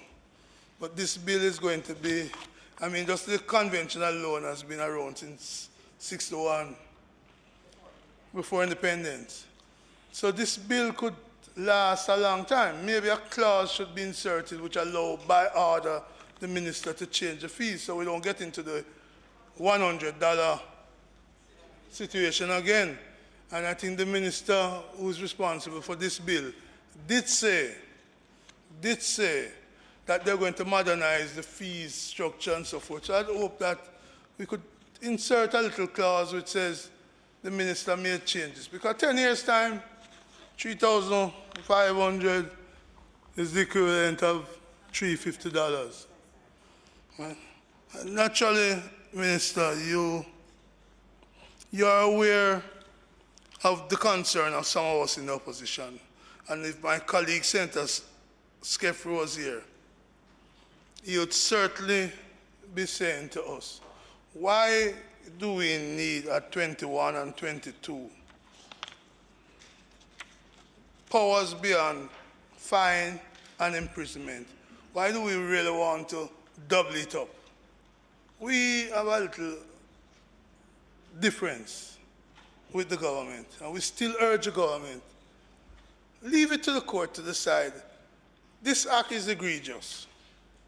This act is not one that they should pay out and benefit from.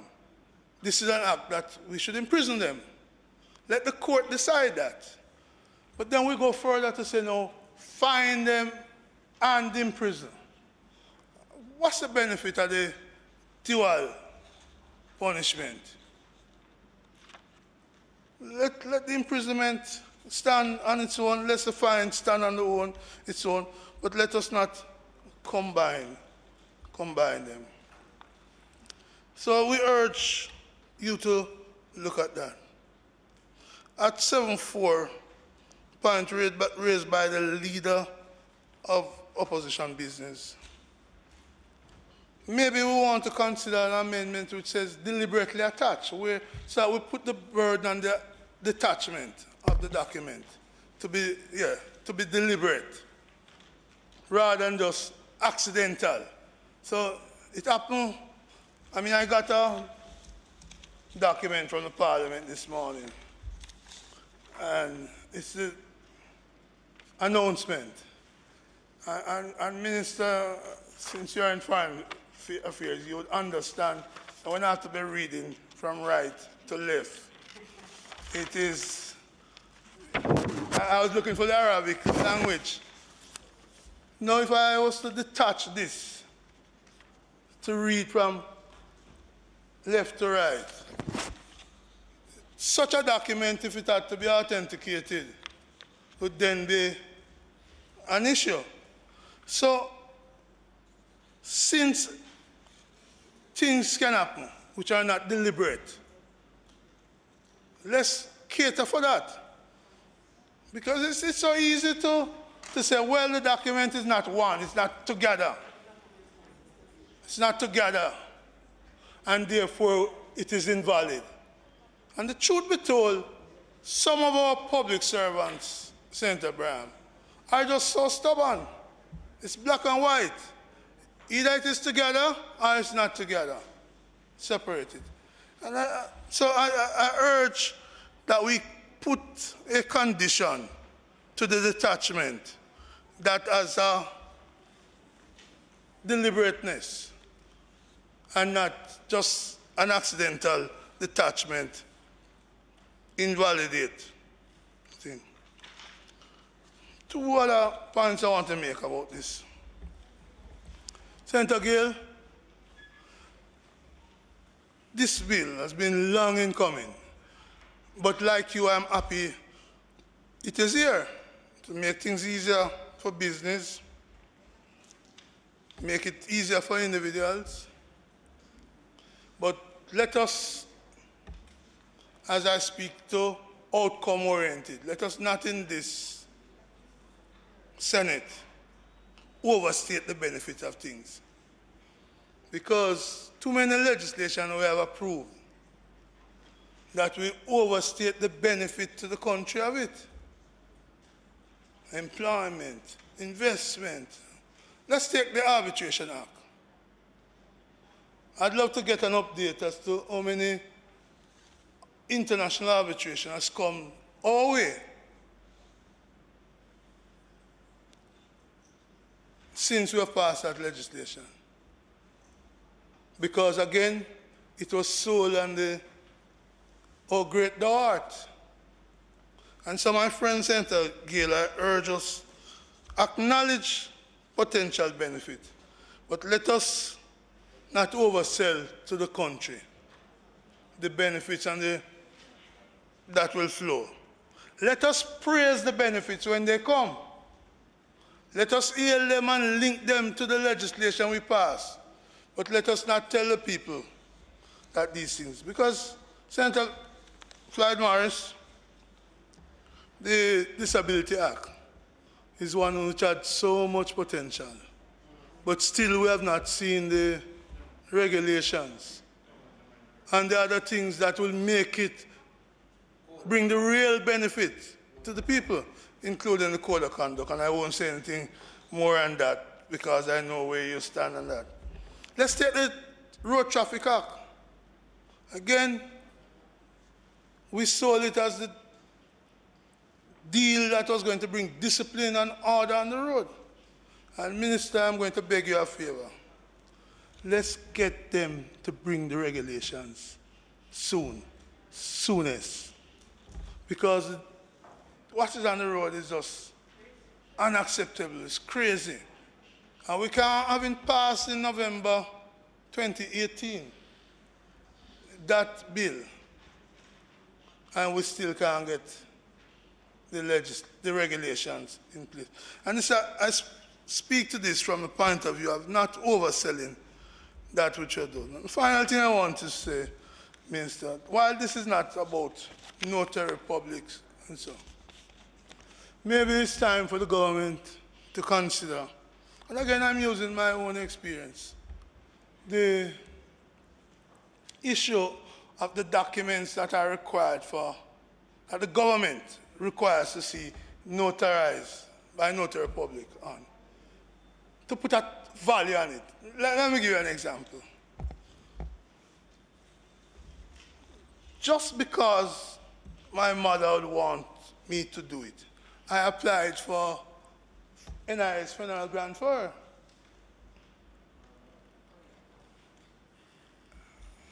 That's resources which will be given to a friend of ours. I got that. I got the grant. Senator Webby, I now move from upstairs where that grant is given and the check is given to me, just on the basis of an ID, to downstairs to get unpaid pension, which I could have signed for, but I gave them back the book without signing for it. 30,000 or thereabout. I don't need to get notarized notary public from my sisters abroad to get 1/3 of what they gave me upstairs. It's not about me, it's not about my mother, because we don't really need that, but it's a principle. A poor person with 7 brothers and sisters, even living in Jamaica, Clarendon, Westmoreland, Portland, and to get a notary public to say, we all agree that Tom should collect this money. It's not a political criticism. It's simply saying we probably now need to look to see, should there be a value above which or below which there is no need for a notary public? Yes, we could see the other side, it can create problems in the family and this and that, but every time I went through those steps relative to the funeral, I asked myself, could the system be better? Could it be easier? And it comes to, Senator Gale, the question of digitalization, which we support. So that's one thing, the notary public part. President, just think about going to the police station to report having the police dealt with the death at the home, then going to the police station now to get a document to go to Spanish Town to make the registration of the death, and then being told, well, oh, you know, the police didn't write it in the big book.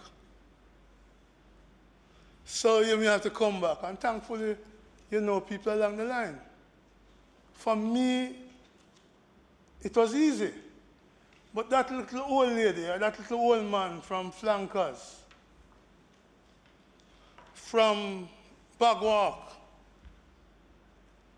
from Fellowship in Portland, or wherever, Granville, Bailey'sville, and somewhere in Clarendon, Ghana, right? Just think about it. And so, as we digitalize, Minister, we need to see how we can make it easier. In other words, if I didn't have a car and I had to be taking bus and taxi from the police station out to Spanish Town, then back, and from one police station to the next, and then here a little criticism of RGD. So you have this depot in Portmore, but they can't register that. So see how we can extend these things. And I'm just using my own life experience in the case of that to say that there are some things we need to look at to see how we can improve, as we are doing with these documents that require authentication from the public. So we start in the Senate agreeing on a lot of things, Minister. Let's keep it that way. May it please you. And I'm happy to have spoken without a point of order being raised. And I think you kept, Senator Brown, I think you kept it under 20 minutes, so you did very well today. Minister? Thank you, Mr. President. Mr. President, I don't even want to put my mouth on what Senator Brown has just said, to use a less elegant phrase than some might wish. But, I will just say, yes, colleague, I agree. I agree. So I wish to thank everyone who contributed to this debate, Mr. President. As we all note, the bill has been long in coming, far too long in coming, and its benefits will be far-reaching, so it is absolutely something to be welcomed and to be supported. So we appreciate the support that has been given to the opposition and given by the opposition. And as I indicated, I thanked the senators on this side who contributed to the proposals of the amendments, yourself included, Senator Golding Campbell, Minister Campbell. I also appreciate the points which have been raised. So just to address first the matter of the invalidation of the document by virtue of, or rather the certification by virtue of separation. It is in fact something that is enforced by the Secretariat. For them, it's a security issue. It's actually one of the guiding principles or procedures which they expect countries to implement, because the matter of verification, the process between countries is one which is not always linear. But to say that the apostille does not stand on its own is a clear issue which helps to reduce fraud. It also simplifies. So it's attached, it's accepted. If it's not attached, it's not, and you need to make sure that whatever process goes through, it's really not a function, the simplicity of the fact that it's a document that's stapled or not stapled. The apostille carries a legal and international value, and its attachment carries a legal, it has a legal value as well. There are only 40 countries which have implemented not only an electronic register, but also an e-apostille. That is still in its 40 countries globally. So most countries are still relying on the paper-based process. And the insistence on the attachment is a fundamental practice. So it's they state that it helps to eliminate, reduce, if not eliminate, attempts at fraud, and accordingly it's something that they're really not flexible on at all. So one presumes that, of course, when we move to acceptance of an e-apostille, so that everything, then it will fall away. But for the moment, it is what it is. The question raised by, sorry, you had raised the issue of, no, that was Senator Brown and yourself had raised that issue. Together, Senator Gale, you had raised the issue of the bilateral agreements to less restrictive or to less, to even more efficient processes. And this is, the ability to do this is preserved under Clause 2.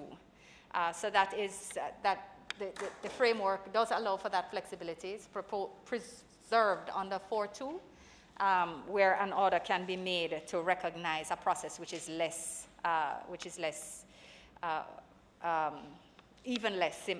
more simple rather than the apostille process. What we do say, however, what we do recognize is that given the reliance on the simplicity of the apostille process, once you are working within the 118 countries, what you do anticipate is that you're unlikely to have any appetite for such agreements. People accept it.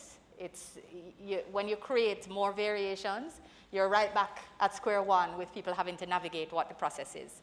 The intention is to have a globally accepted, simplified process, and everybody uses it. We're at 118 countries. We will make 119, hopefully, within the next few months. And then, but certainly with the remaining countries, if we have simple arrangements that can be entered into, we would pursue those as well.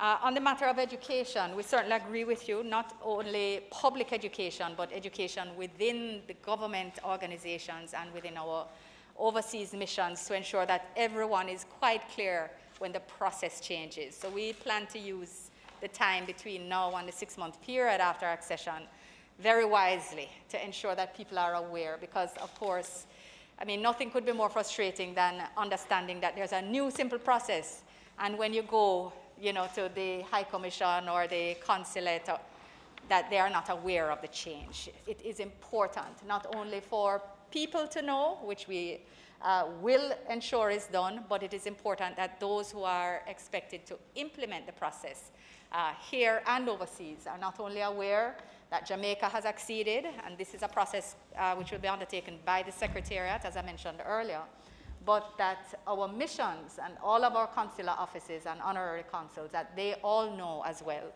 that this has now changed. So the process will have changed. On the matter of the declaration and where this declaration would have fallen or where it would fall, it would either fall under an official document, which would be at A in the relevant definition clause, or it would be under I, any other document issued by an official authority. Any broader than that, and you start to get into narrowness, because what your colleague or your friend required was not so much related to marriage as that under the, you know, in the legal scheme of things, what she required was a declaration, and a declaration issued by an official authority. So it would be covered under the language that's there as it stands. On the matter of making an order in respect of the exemption, the fact is that that will be administrative. It won't, I think if you, while I understand in principle the concept of saying that once a minister is making an order for good order, we should bring it to the Parliament, to both houses, for it to be examined. That is absolutely appropriate, and I agree with you in many circumstances. But where the process is largely administrative, I think if we make every administrative process legislative, we create a bureaucracy and we create backlog, which is not necessary. So this will be an administrative implementation of something that's otherwise addressed. So that's the 25 exists, and that will treat with other, sorry, there's another point that deals with.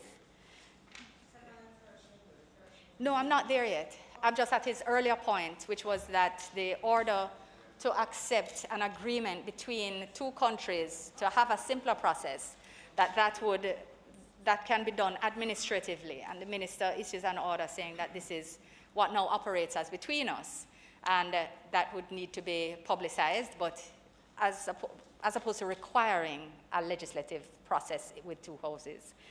On the matter of the fines,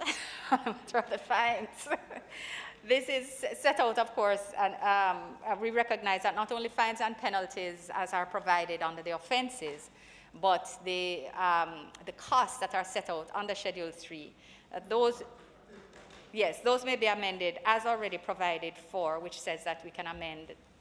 Under subclause 2, it says that we can amend the Schedules 2 and 3 as well by order. So again, that's an administrative process to make sure that the legislation stays up to date. So those are the issues which were raised primarily on the matter of the notary public. We will be bringing a new...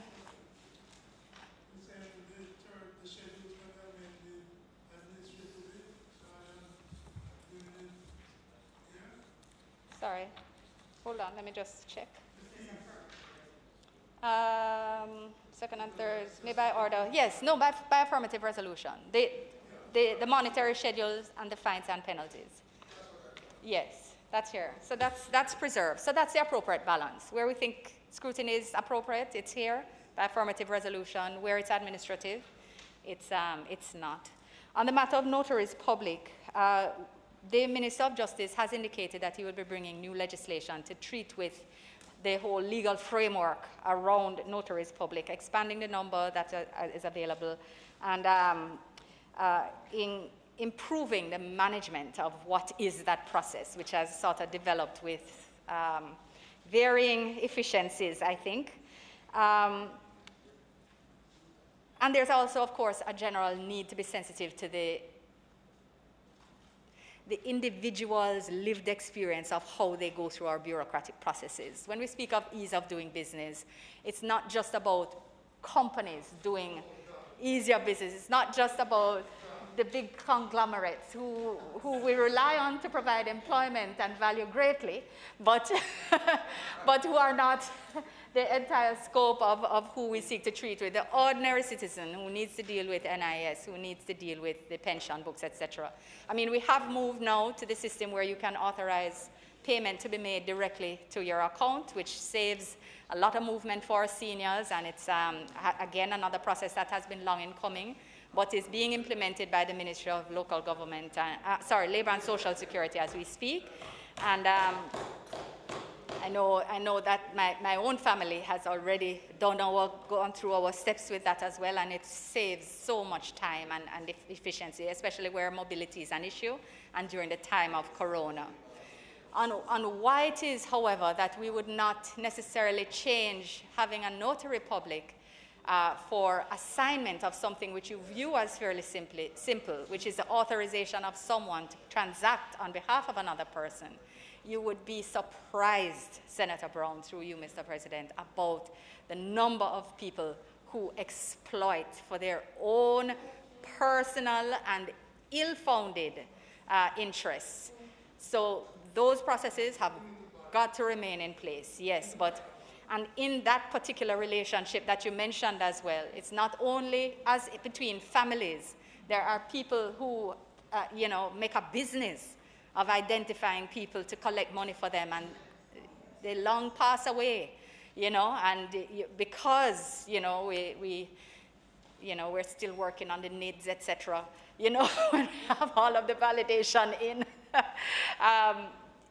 it just creates, there are gaps that are created, and unfortunately, social services is one of the largest areas where these things are exploited, unfortunately. But with that, Mr. President, I want to thank all who contributed and ask for second reading of the bill. The question is that the bill be read a second time. Those in favor? Aye. Those against? The ayes have it.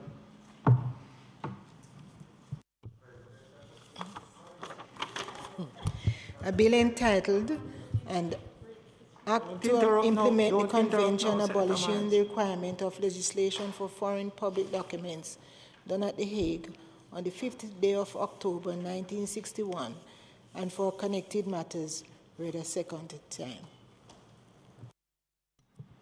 The Senate will now resolve itself into a committee of the whole Senate to consider the bill clause by clause.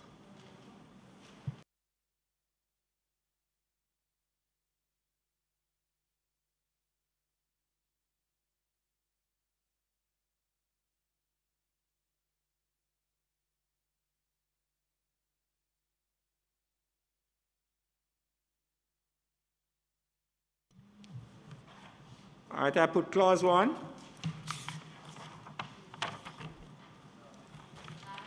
Those in favor? Aye. Ayes have it. Clause 2. I think there's an amendment proposed to clause 2. Yes, Mr. President. The amendments are as set out. There are 2 amendments to clause 2, which are set out on the sheet which has been provided. The amendment of official documents and also the inclusion of foreign language translations, paragraph F under subclause 2. Mr. President, if the amendments can be adopted as they are set out on the sheet which has been circulated. So those in favor of the amendment to clause 2? Aye. Aye. Those against? The ayes have it. Amend the clause 2 as amended. Those in favor? Aye. Those against? We move to clause 3. There's no proposed amendment to clause 3, so those in favor of clause 3? Aye. Those against? Ayes have it. There's an amendment to clause 4. Yes, Mr. President. As indicated, clause 4 has been amended to bring greater clarity to the language flow and to separate the 2 issues which are treated with in terms of exemption of documents and exemption of territories to which the Act applies. So I would ask that the amendment as set out on the list circulated be adopted. So those in favor of the amendment proposed to clause 4? Those against? Ayes have it. Amended clause 4. Those in favor? Those against? Ayes have it. Clause 5. No amendment being proposed there. So those in favor of clause 5? Those against? Ayes have it. There's a proposed amendment to clause 6. Yes, Mr. President, asking that the amendment as circulated, which simply changes 61B1 to work more clearly with section 15 of the bill, clause 15 of the bill. So those in favor of the amendment as proposed? Right. Those against? Ayes have it. The amended clause 6. Those in favor? Aye. Those against? Ayes have it. Now, between clause 7, from clause 7 through to 19, there are no proposed amendments, no amendments. So I will take them together. So clauses 7 through to 19. Those in favor? Aye. Those against? Ayes have it. Clause 20. There's an amendment being proposed to clause 20. Yes, Mr. President. This is related to the matter of translation, which was discussed earlier. It works together with the new definition of official language translators, which was inserted at clause 2. And again, sort of gives greater clarity to the issue of translation, makes it general beyond the English language, so that it works in both directions in respect of documents coming in and going out.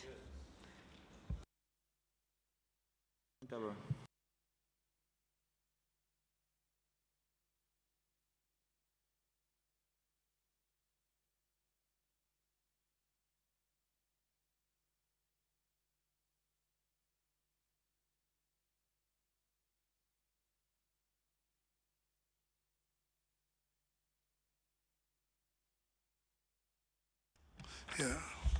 this is not intended to have a list of people who are translators. There could be the case where somebody is new, not on the list, and to be allowed would need to be gazetted. So it's not our intention to say, here's a list. It's the process by which persons are allowed to translate. Is that the understanding? No, as we discussed earlier, there are two processes. So we're ensuring that where the government is attaching the apostille to a translation, or where a foreign government, for example, has asked that the document be provided with a certified translation, then that will be done only by gazetted translators. So the regulations will provide a process whereby you can apply to be added to the list of gazetted translators, because there has to be certainty around that. But Clause 19 doesn't require you, for example, to use an official translator if it is that the process which you're undertaking doesn't require it. So if you have received, I use the example of Senator Scott Motley, having a document which she needs translated for her client's benefit, and where that is required, and she has a translator that she trusts, she wouldn't have to come to the Ministry of Foreign Affairs to use an official one, because it is for the purposes as defined within whatever transaction she's working on, or where a foreign country doesn't require a certified translation, for example. But where one is required, then an official translator, and that has to be, that is the process that's to be used to ensure quality, the management of quality, because remember, we will not be certifying the translation itself. We certify the validity of the signatory. It will be the translator who actually signifies the validity of the content, and therefore we must manage the quality of the translator. So it's Minister, just for that process. Could I just urge that Senator Gill points about public education be key on this area? Because, you know, you could get a sense that you can only use gazetted people, and then the price for the translation goes to Zoom. Right, so those in favor of the amendment to Clause 20? Aye. Those against? Ayes have it. Clause 20 as amended. Those in favor? Aye. Those against? Ayes have it. Clause 21. There is an amendment being proposed to Clause 21. Yes, Mr. Chairman. Mr. Chairman, there's a new paragraph C, which is ensuring that the offense, which is referred to in 7.5, but is not created, is rather not, the penalty is not provided for there. It is set out here at a new paragraph C, and the word "or" inserted thereafter. So it's the offense of possessing or receiving an apostille certificate that one knows to be fraudulent procured, or has been used fraudulently, or is intended to be used for a fraudulent purpose. That is the amendment to Clause 21, Mr. President. Those in favor of the proposed amendment to Clause 21? Aye. Those against? Ayes have it. Clause 21 as amended. Those in favor? Aye. Those against?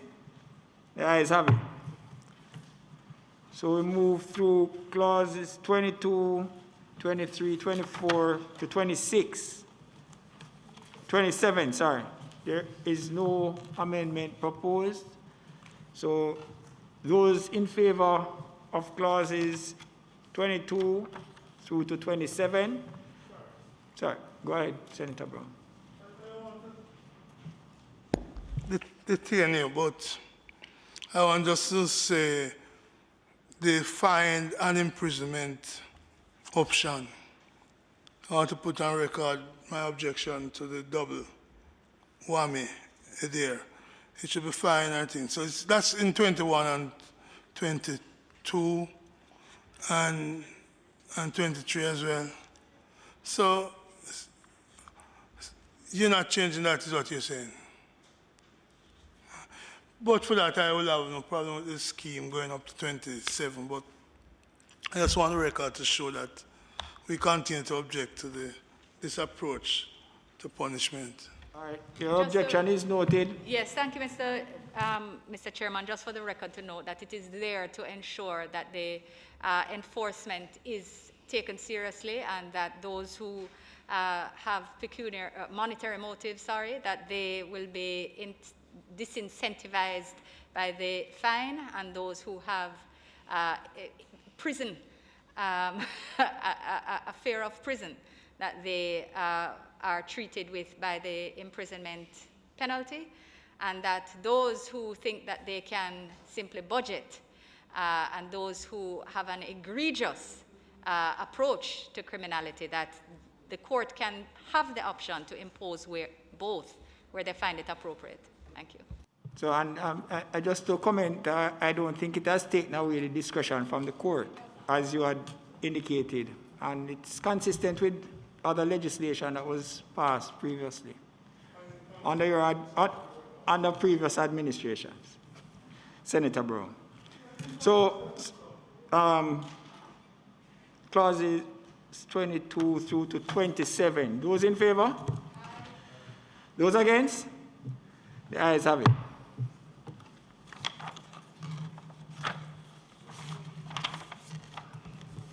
I put the first schedule. Those in favor? Those against? Ayes have it. I put the second schedule. Those in favor? Those against? Ayes have it. I put the third schedule. Those in favor? Those against? The ayes have it.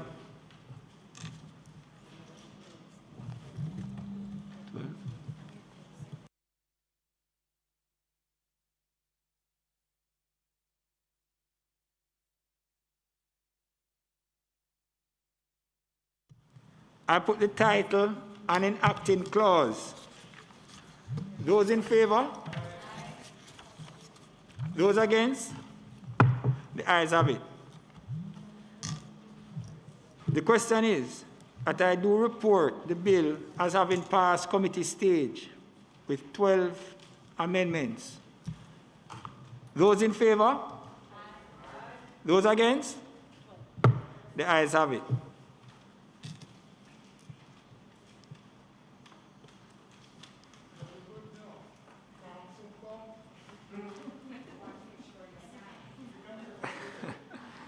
I do report the bill as having passed committee stage with 12 amendments. Mr. President, Minister? I ask that the bill be read a third time. The question is that the bill be read a third time. Those in favor? Aye. Those against? The ayes have it. A bill entitled An Act to Implement the Convention abolishing the requirement of legislation for foreign public documents done at The Hague on the 5th day of October 1961 and for connected matters read a third time and passed.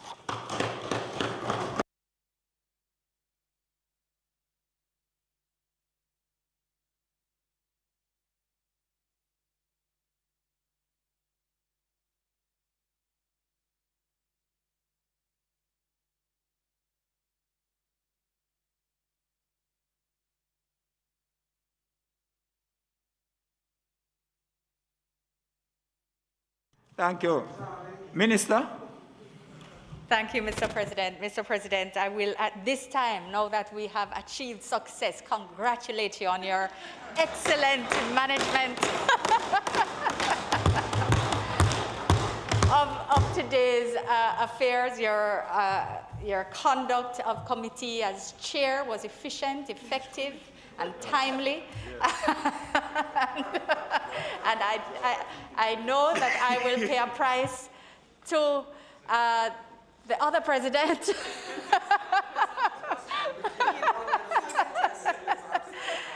Good day, sir, and safe travel. Now I'm looking at the camera. But, Mr. President, in all seriousness, thank you for your effective conduct of today's proceedings.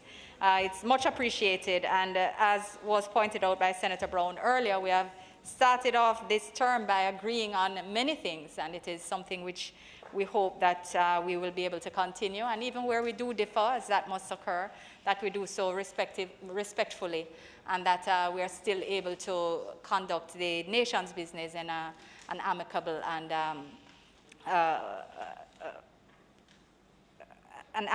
and yet effective representation of our sides and the nation's interest. So with that, Mr. President, it is not intended to do any further business today. Might the Senate be adjourned for a date to be fixed? The question is that the Senate do be adjourned for a date to be fixed. Those in favor? Those against? Ayes have it. The Senate stands adjourned.